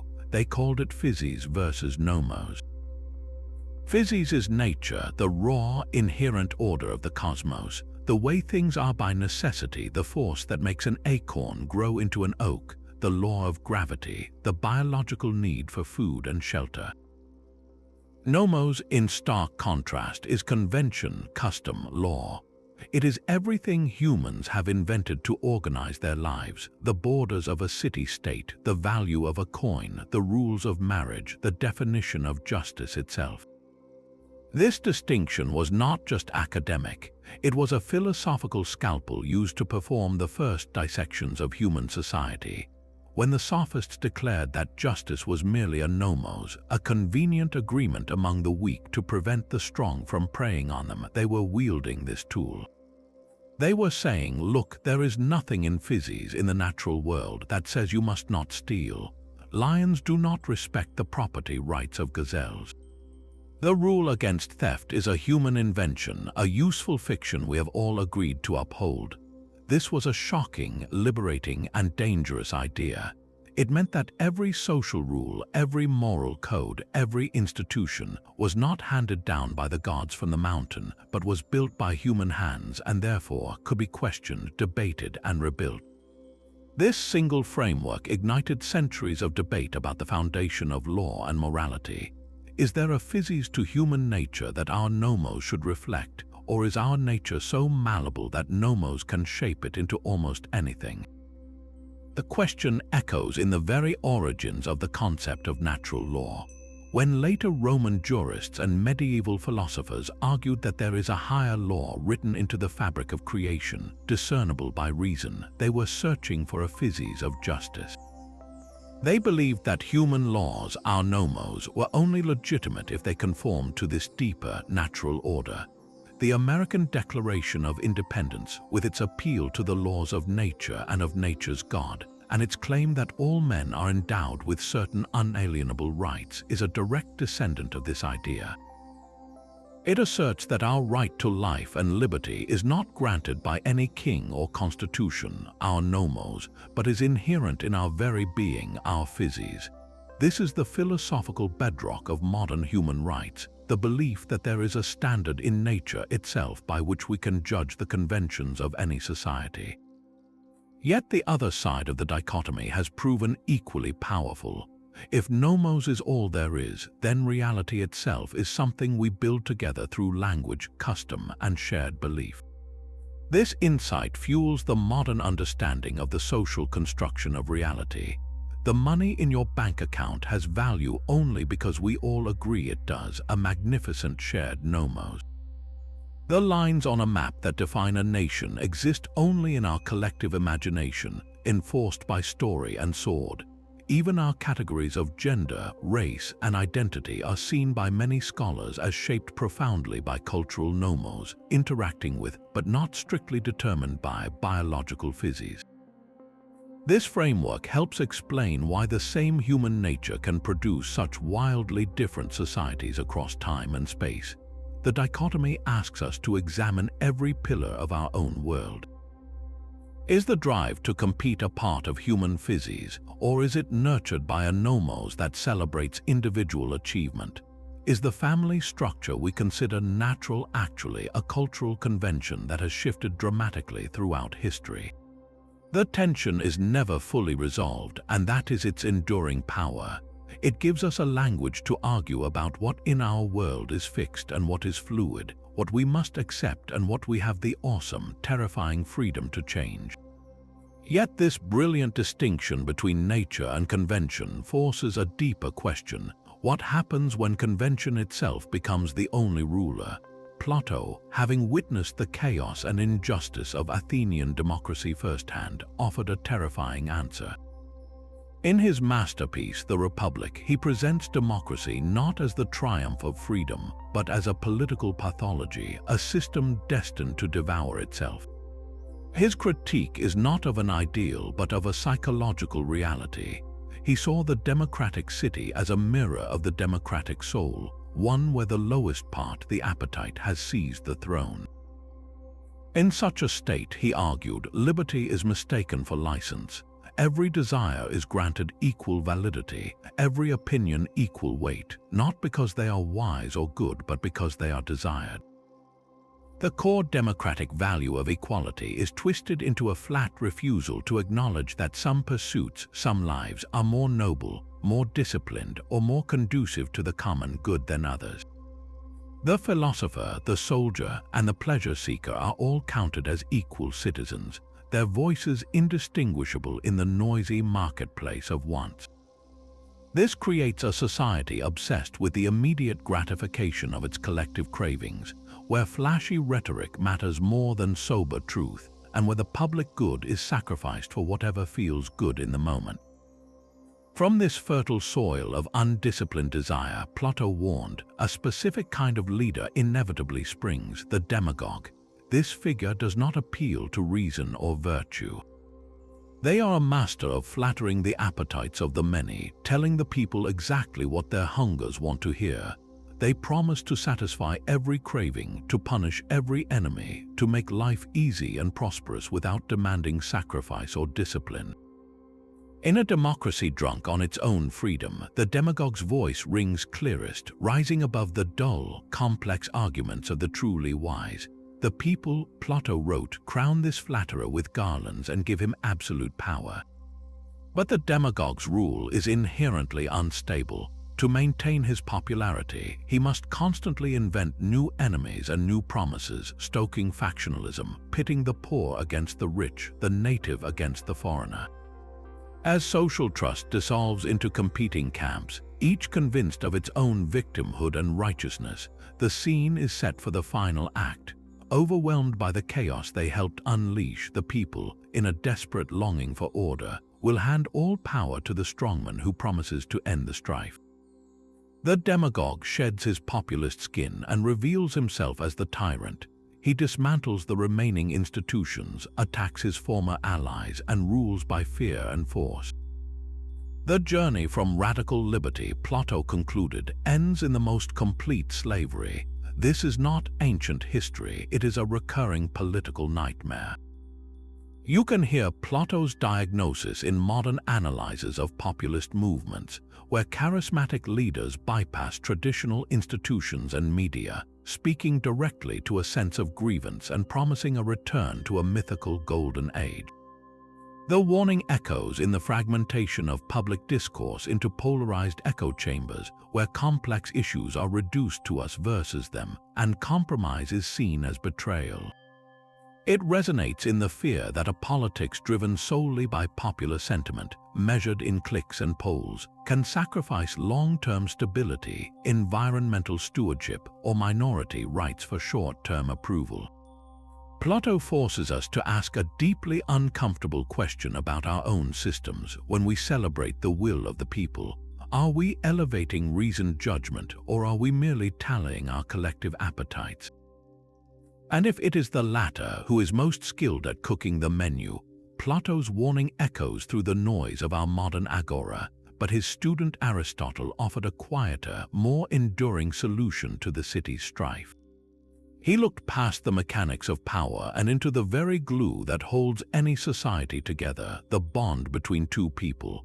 In his Nicomachean Ethics, he presents a taxonomy of human connection so precise it still maps the landscape of our own hearts. He identified 3 distinct types of friendship, each with its own foundation and lifespan. First, there is the friendship of utility. This is a relationship built on mutual benefit, like a business partnership or a colleague who helps you navigate a complex project. You enjoy each other's company because you are useful to one another. When the project ends or the business dissolves, the friendship often fades. It is a transaction, necessary and often positive, but inherently fragile. Next, there is the friendship of pleasure. This bond is forged in shared enjoyment, the laughter with a trivia team, the camaraderie of a workout group, or the late-night conversations with someone who simply gets your sense of humor. These relationships are genuine and joyful, but they are anchored in the pleasure you derive from the other person's wit, charm, or shared interest. If their personality changes or the activity ends, the connection can wither. Then Aristotle points to the highest form, the friendship of virtue, or what the Greeks called philia. This is not based on what you can get from the other person, but on who they are. You admire their character, their goodness, their essence. You wish good things for them for their own sake, not for your own gain. This friendship is rare because it requires time to truly know a person's soul, and it demands that both individuals are themselves virtuous, committed to growing in excellence together. It is slow growing and resilient because its foundation is not a fleeting benefit or mood, but the solid rock of mutual respect and shared values. A friend of virtue is, as Aristotle put it, another self. This ancient framework gives us a powerful lens to diagnose the modern epidemic of loneliness. We are, in many ways, drowning in connections of utility and pleasure, yet starving for philia. Social media often facilitates friendships of pleasure, curated around shared tastes and witty banter, but these connections can feel hollow when a crisis hits and the likes stop coming. Professional networking is the realm of utility, a necessary exchange of contacts and opportunities, but it rarely nourishes the soul. We may have hundreds of followers and a full calendar, yet feel profoundly unknown. Aristotle would say this is not a failure of technology, but a misalignment of expectation. We are trying to quench a deep thirst with the wrong kind of water. The ache of loneliness is often the specific ache for virtue friendship, for the person who sees your flaws and stays, who challenges you to be better, and whose mere existence makes you want to live up to their good opinion. Recognizing this distinction is the first step toward building the connections we truly need. It encourages us to invest our limited time and emotional energy not in expanding our network, but in deepening the few relationships where mutual growth is possible. This wisdom also transforms how we approach professional and community life. A visionary leader understands that building a thriving company culture is about fostering more than utility. While paychecks and promotions address the transactional layer, the most innovative and resilient teams often develop pockets of philia. These are colleagues who trust each other's character, who debate fiercely because they respect each other's intellect, and who are committed to a shared mission that transcends personal gain. They are friends of virtue in the context of work. Similarly, the most vibrant neighborhoods and online communities are those that move beyond shared interests, pleasure, into shared values. They are places where people show up for each other in hardship, not just in celebration, where the bond is about who you are as citizens and human beings, not just what you like. Aristotle's taxonomy is not a hierarchy to judge our relationships by, but a map to navigate them with intention. It asks us a quiet, clarifying question about every person in our life. What is the true soil in which this friendship grows? And for those connections that matter most, are we tending that soil with the patience and care required for something truly good to take root? This discipline of desire begins with a brutal but liberating inventory. Look at anything you want, anything you fear to lose, and ask a single question: is this within my complete control? The Stoic answer is almost always no. You cannot control whether you get the promotion, whether your book becomes a bestseller, or whether the person you love feels the same way. These outcomes depend on bosses, markets, and other human hearts, realms forever beyond your command. To place your happiness, your very sense of worth, on attaining them is to hand the keys to your inner peace to a world that is chaotic, indifferent, and guaranteed to disappoint you. The Stoics called these things indifference. They are not inherently good or evil, but they are indifferent to your virtue, your character, your moral worth. Health is a preferred indifferent, it's nice to have. Sickness is a dispreferred indifferent, it's unpleasant, but neither defines whether you are living a good life. That is determined solely by how you choose to meet them, with courage or cowardice, with grace or resentment. The only thing that is truly, unconditionally good, and therefore the only thing worthy of your ultimate desire is your own excellence of character, your virtue. This is the one thing that is always, in every circumstance, within your control. You cannot control the tumor, but you can control the courage with which you face treatment. You cannot control the market crash, but you can control the integrity with which you rebuild. You cannot control the criticism, but you can control whether you listen with defensiveness or with a quiet ear for any useful truth hidden within the noise. To discipline desire is to perform a radical redirect. It is to stop craving the world to be a certain way and start craving only to be a certain way within the world. Take the modern hunger for fame. To desire fame is to desire the fickle approval of millions of strangers, a form of slavery to external validation. The disciplined desire is not for the applause, but for the worthiness that might, incidentally, attract it. Your goal becomes to do work that is excellent, honest, and helpful, to live with such integrity that if recognition comes, you are not corrupted by it, and if it never comes, you are not diminished. The work itself, the virtue in the doing, is the reward. The same applies to wealth. To desire a specific number in your bank account is to chain your happiness to the global economy, to luck, to forces of staggering complexity. The disciplined desire is not for the money, but for the wisdom and justice with which you handle whatever resources you have. Your goal shifts from getting more to using well what you already have, to be generous with little and responsible with much. The virtue of prudence and generosity becomes the target, not the dollar figure. This mental shift is not passive resignation. It is an active, fierce focusing of your energy. Instead of burning with frustration because traffic is making you late, you desire only to drive safely and courteously, the one thing you can control. Instead of agonizing over whether you will win the competition, you desire only to give your absolute best performance, to compete with honor.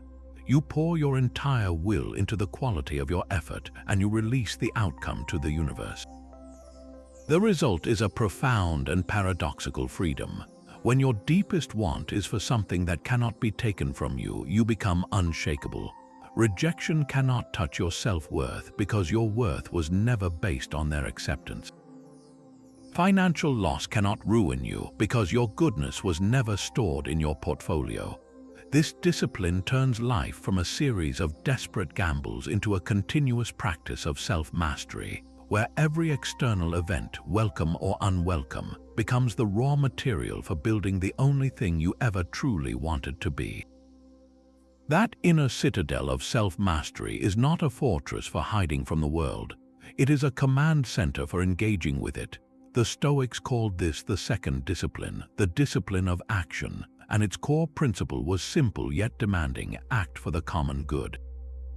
While your inner virtue is your own, its true expression is always outward, in how you serve the interconnected web of the cosmopolis. Your duty is to play your assigned roles in life, not with resentment but with excellence and justice. You are a citizen, a neighbor, a parent, a child, an employee, a leader. Each of these roles comes with specific responsibilities, a script written not by fate, but by the rational demands of human community. The good Stoic is not a passive hermit. They are the active participant, the reliable colleague, the fair judge, the present parent. They understand that meaning is not found by gazing inward at a pool of tranquil self-sufficiency, but by looking outward at the needs of the whole and asking, given my station and my capacities, what is mine to do? This transforms duty from a burden into a source of profound significance. You are no longer just showing up to work, you are fulfilling your role as a provider and a contributor.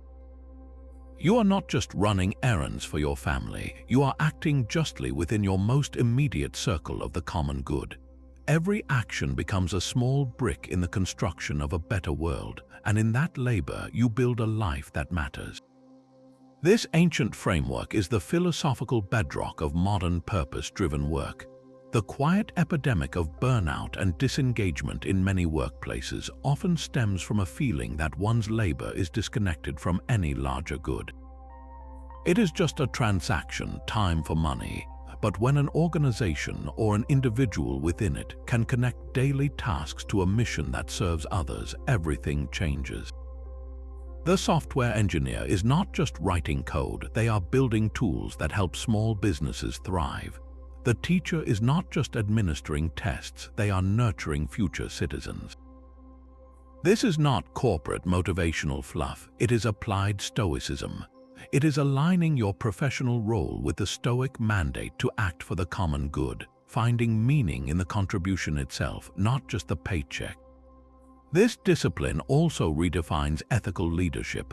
A Stoic leader does not seek power for status or personal gain, which are indifferents. They accept leadership as a role demanding the highest justice and service.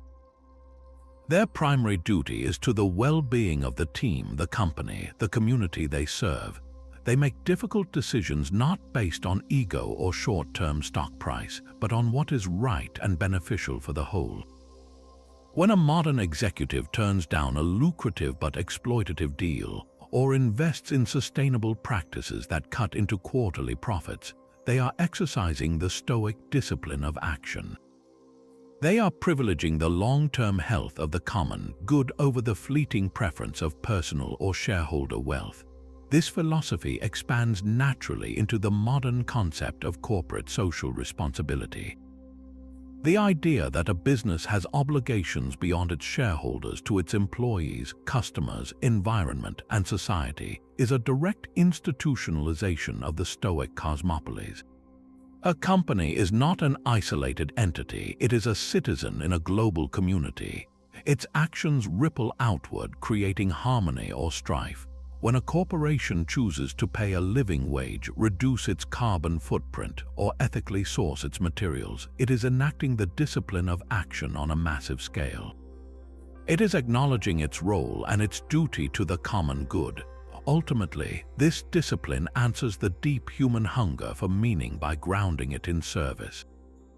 The path to a significant life is not through a dramatic, singular destiny, but through the conscientious performance of your daily roles.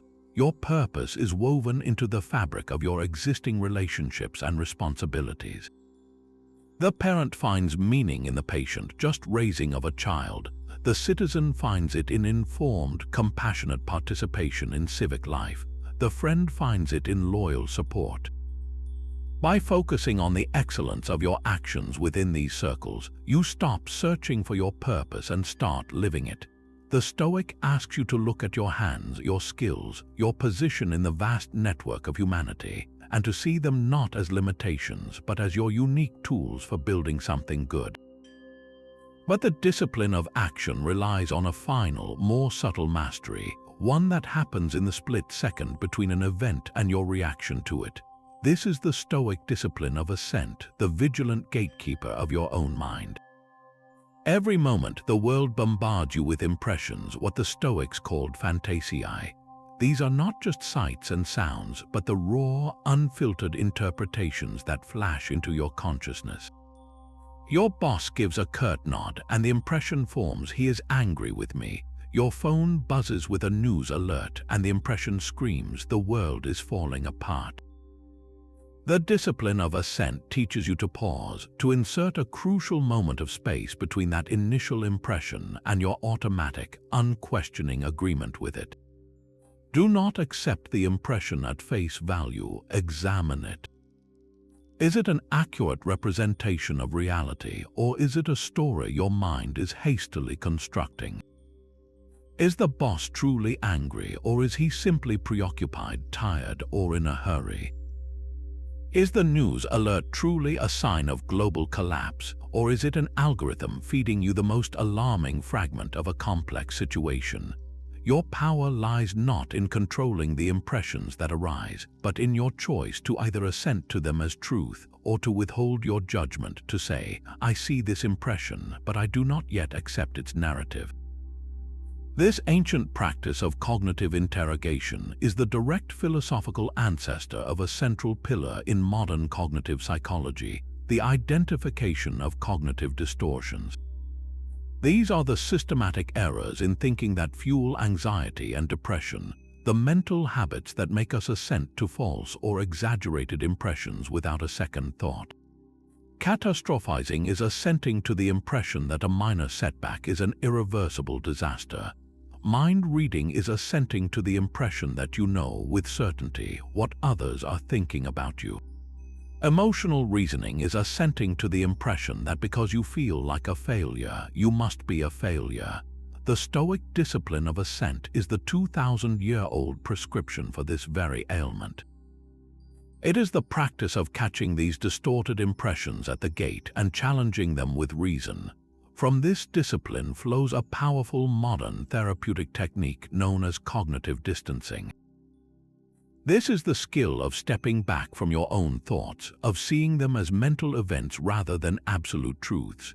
A therapist might guide a client to say, "I am having the thought that I am worthless," rather than simply, "I am worthless." That tiny shift in language creates psychological space. It turns a proclaimed identity back into a passing impression, an object you can observe and evaluate rather than a reality you are fused with. You are practicing Stoic assent, withholding your agreement from the thought's claim. You see the impression for what it is, a sentence in your mind, not a fact in the world. You can then examine it. Is there evidence for this? Is there another, more balanced way to see this situation? This is not positive thinking, it is clear thinking.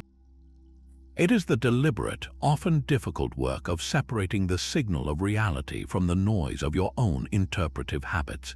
In daily life, this discipline is your first line of defense against spiraling emotion. When you feel a surge of road rage, the impression is that driver is a malicious idiot. The disciplined mind pauses, it withholds assent. It considers perhaps they are rushing to an emergency or they simply made a mistake, as I have done countless times. The emotional charge dissipates because you have refused to fuel it with a judgment. When you receive a vague, one-word text and feel a pang of social anxiety, the impression is, they are upset with me. The discipline of assent asks, what is the actual evidence? The text is one word, that is all I know. I will not build a cathedral of worry on a single brick of data. By mastering this moment of pause, you reclaim authorship of your inner world. The events of life provide the raw material, but you hold the pen that writes the final draft of what they mean. The discipline of assent asks a quiet, revolutionary question about every troubling thought that enters your mind. Must I believe this? That disciplined pause of the mind, that space for clear thought, needed a physical home. The ideas we have been exploring were not born in a vacuum, but within the walls of two places that invented the very concept of a school. Plato's Academy and Aristotle's Lyceum were far more than lecture halls. They were the first true universities, establishing a model of dedicated, communal inquiry that would shape the pursuit of knowledge for millennia. Plato founded his academy in a sacred grove outside Athens, a space for the systematic, dialectical search for truth, for the training of the philosopher kings he believed society needed. It was not a public forum, but a private institution with a curriculum, a shared life, and a lasting endowment, surviving for nearly 900 years. It was the prototype, the first place where philosophy became an institution. Aristotle, after his time as Plato's student, struck out on his own. His Lyceum, with its covered walkways for peripatetic teaching, its library, and its museum of biological specimens, took a different turn. It became the West's first dedicated research institute, where knowledge was advanced not just through debate, but through the meticulous collection and classification of data about the natural world. Together, these two foundations created the twin pillars of higher education, the theoretical and the empirical, the contemplative and the investigative. This institutional seed, planted in Athenian soil, was carried across the ancient world. Its most magnificent flowering was the Library of Alexandria. More than a repository of scrolls, it was a research center on a staggering scale, a direct descendant of the Lyceum's ethos. Scholars were paid a salary to do nothing but think, experiment, and write. They measured the circumference of the Earth, mapped the stars, dissected cadavers to understand anatomy, and collected literature from every known culture. It was the ancient world's version of a modern, state-funded research university, where the boundaries of knowledge were pushed forward by a community of specialists supported by a civic mission. When the flame of Alexandria dimmed, the model did not die. It was preserved, translated, and carried forward by Islamic scholars in Baghdad's House of Wisdom and in centers like Cordoba. There, the works of Plato and Aristotle were studied, commented upon, and expanded, keeping the institutional ideal of dedicated learning alive. This lineage finally returned to Europe in the form of the medieval university, emerging in Bologna, Paris, and Oxford. These were self-governing corporations of masters and students, granted charters to teach and debate. The curriculum itself was built upon the rediscovered works of Aristotle, making his logical and scientific method the core of a liberal arts education for centuries. The very structure of a degree, progressing from bachelor to master to doctor, and the division into faculties of arts, law, medicine, and theology, were formalizations of the specialized, progressive learning first modeled in the academy and lyceum. Today, when you walk onto the campus of any major research university, you are walking in the footsteps of those Athenian groves. The separation between colleges of arts and sciences and colleges of engineering mirrors the ancient divide between the theoretical pursuit of the good and the practical investigation of nature. The professor's office hours, the graduate seminar, the doctoral dissertation defending an original contribution to knowledge, the library as the heart of campus, even the concept of academic freedom to pursue truth wherever it leads, all are direct institutional heirs to Plato and Aristotle's foundational vision. They gave us more than ideas, they gave us the places to house them, the structures to pass them on, and the revolutionary notion that the search for wisdom is not a solitary hobby, but a collective, enduring project worthy of its own dedicated space in the world. The modern university, with all its flaws and wonders, is their living legacy, a permanent invitation to step out of the cave and into the light together. These schools offered more than just answers, they offered medicine. In the turbulent centuries after Alexander the Great, as old city-state loyalties crumbled and individuals felt adrift in a vast, impersonal world, philosophy underwent a profound transformation. It was no longer primarily about contemplating the cosmos or defining abstract justice for the city. It became a practical toolkit for survival, a therapy for the soul. Epicureanism, Stoicism, and Pyrrhonian skepticism were each conceived as complete philosophies of life, systematic treatments for the specific disease of human suffering. Epicurus diagnosed our illness as irrational fears and empty desires, prescribing the tranquil garden of simple pleasures. The Stoics saw the root of anguish in our misplaced judgments and attachment to externals, offering the rigorous disciplines of desire, action, and assent to build an inner citadel. Pyrrho identified the sickness as our dogmatic certainty, recommending the purgative suspension of judgment to achieve peace. Each was a competing clinic with its own diagnosis and treatment plan, all aimed at a single goal, eudaimonia, that state of human flourishing and tranquility. This was philosophy not as an academic subject, but as a daily practice, a regimen for the mind as deliberate as an athlete's training for the body. You did not just study these ideas, you ingested them, you exercised with them, you used them to interpret every setback and navigate every relationship. They were operating systems for a good life. This ancient understanding of philosophy as a way of life never completely vanished, but it was often buried under centuries of scholarly commentary and university specialization, where philosophy became a technical analysis of arguments rather than a guide for living. In the late 20th century, however, a powerful revival began. Thinkers like Pierre Hadot and Martha Nussbaum excavated this therapeutic core, arguing that the ancient schools were fundamentally spiritual exercises. Hadot showed that reading Marcus Aurelius or practicing Socratic dialogue was not about acquiring information, but about transforming one's entire mode of being, about learning to see the world differently and to train one's desires.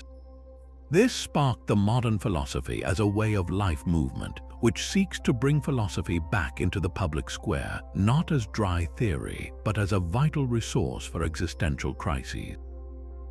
You can see its influence in the booming popularity of Stoic podcasts, apps, and journals, where people apply Marcus Aurelius's meditations to modern stress.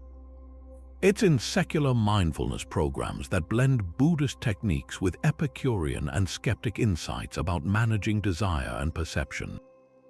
It's in the proliferation of philosophy cafes, reading groups, and online communities where people gather not to debate academic minutiae, but to ask the old, urgent questions: how should I live? How can I face my fears? What does a good life require? This is the therapeutic turn in contemporary philosophy, a return to its original healing purpose. It recognizes that in an age of anxiety, algorithmic distraction, and fragmented meaning, we need more than data, we need wisdom. We need, as the ancients knew, a philosophy that can sit with us in the doctor's waiting room, that can steady our hand during a financial panic, that can help us find joy in a simple meal with friends. The greatest legacy of these 50 Greek philosophies may not be a specific idea, but a radical proposition that thinking itself, when done with courage and discipline, is the most powerful medicine we have ever invented for the human condition. The journey ends not in a dusty library, but in the palm of your hand. We have traced 50 threads from the sun-baked agora of Athens to the glowing screen before you, from the first question about water to the quantum code of a microchip. These are not relics, they are the living architecture of your mind and your world. The Socratic question is the pause before you retweet. The Stoic discipline is the breath you take before a difficult conversation. The Pythagorean harmony is the elegant equation that predicts a black hole's shadow. Every time you seek a silver lining, you touch Aristotle's final cause. Every time you crave a simpler life, you hear Epicurus from his garden. Every time you defend a stranger's dignity, you stand as a citizen of Diogenes' cosmos. This invisible inheritance asks something of you now. Look at your day. Where do you see the golden mean between work and rest? When does the ring of Gyges tempt you in the anonymity of the digital crowd? How might the discipline of ascent calm the next storm in your mind? These philosophies are tools, not tombstones. Pick one up, test its weight, use it. The conversation that began under a Mediterranean sun 2.5 millennia ago is still unfolding, and you are part of it. We want to hear your voice. In the comments below, tell us which single philosophy from this journey resonates most deeply with your life right now. Is it the Stoic's resilience, the cynic's radical freedom, or the skeptic's peaceful doubt? Share your story. Let's build a modern agora, a community of thinkers discovering that the oldest maps still guide us through the newest frontiers. The search for a life well lived is humanity's oldest project, and your chapter begins now.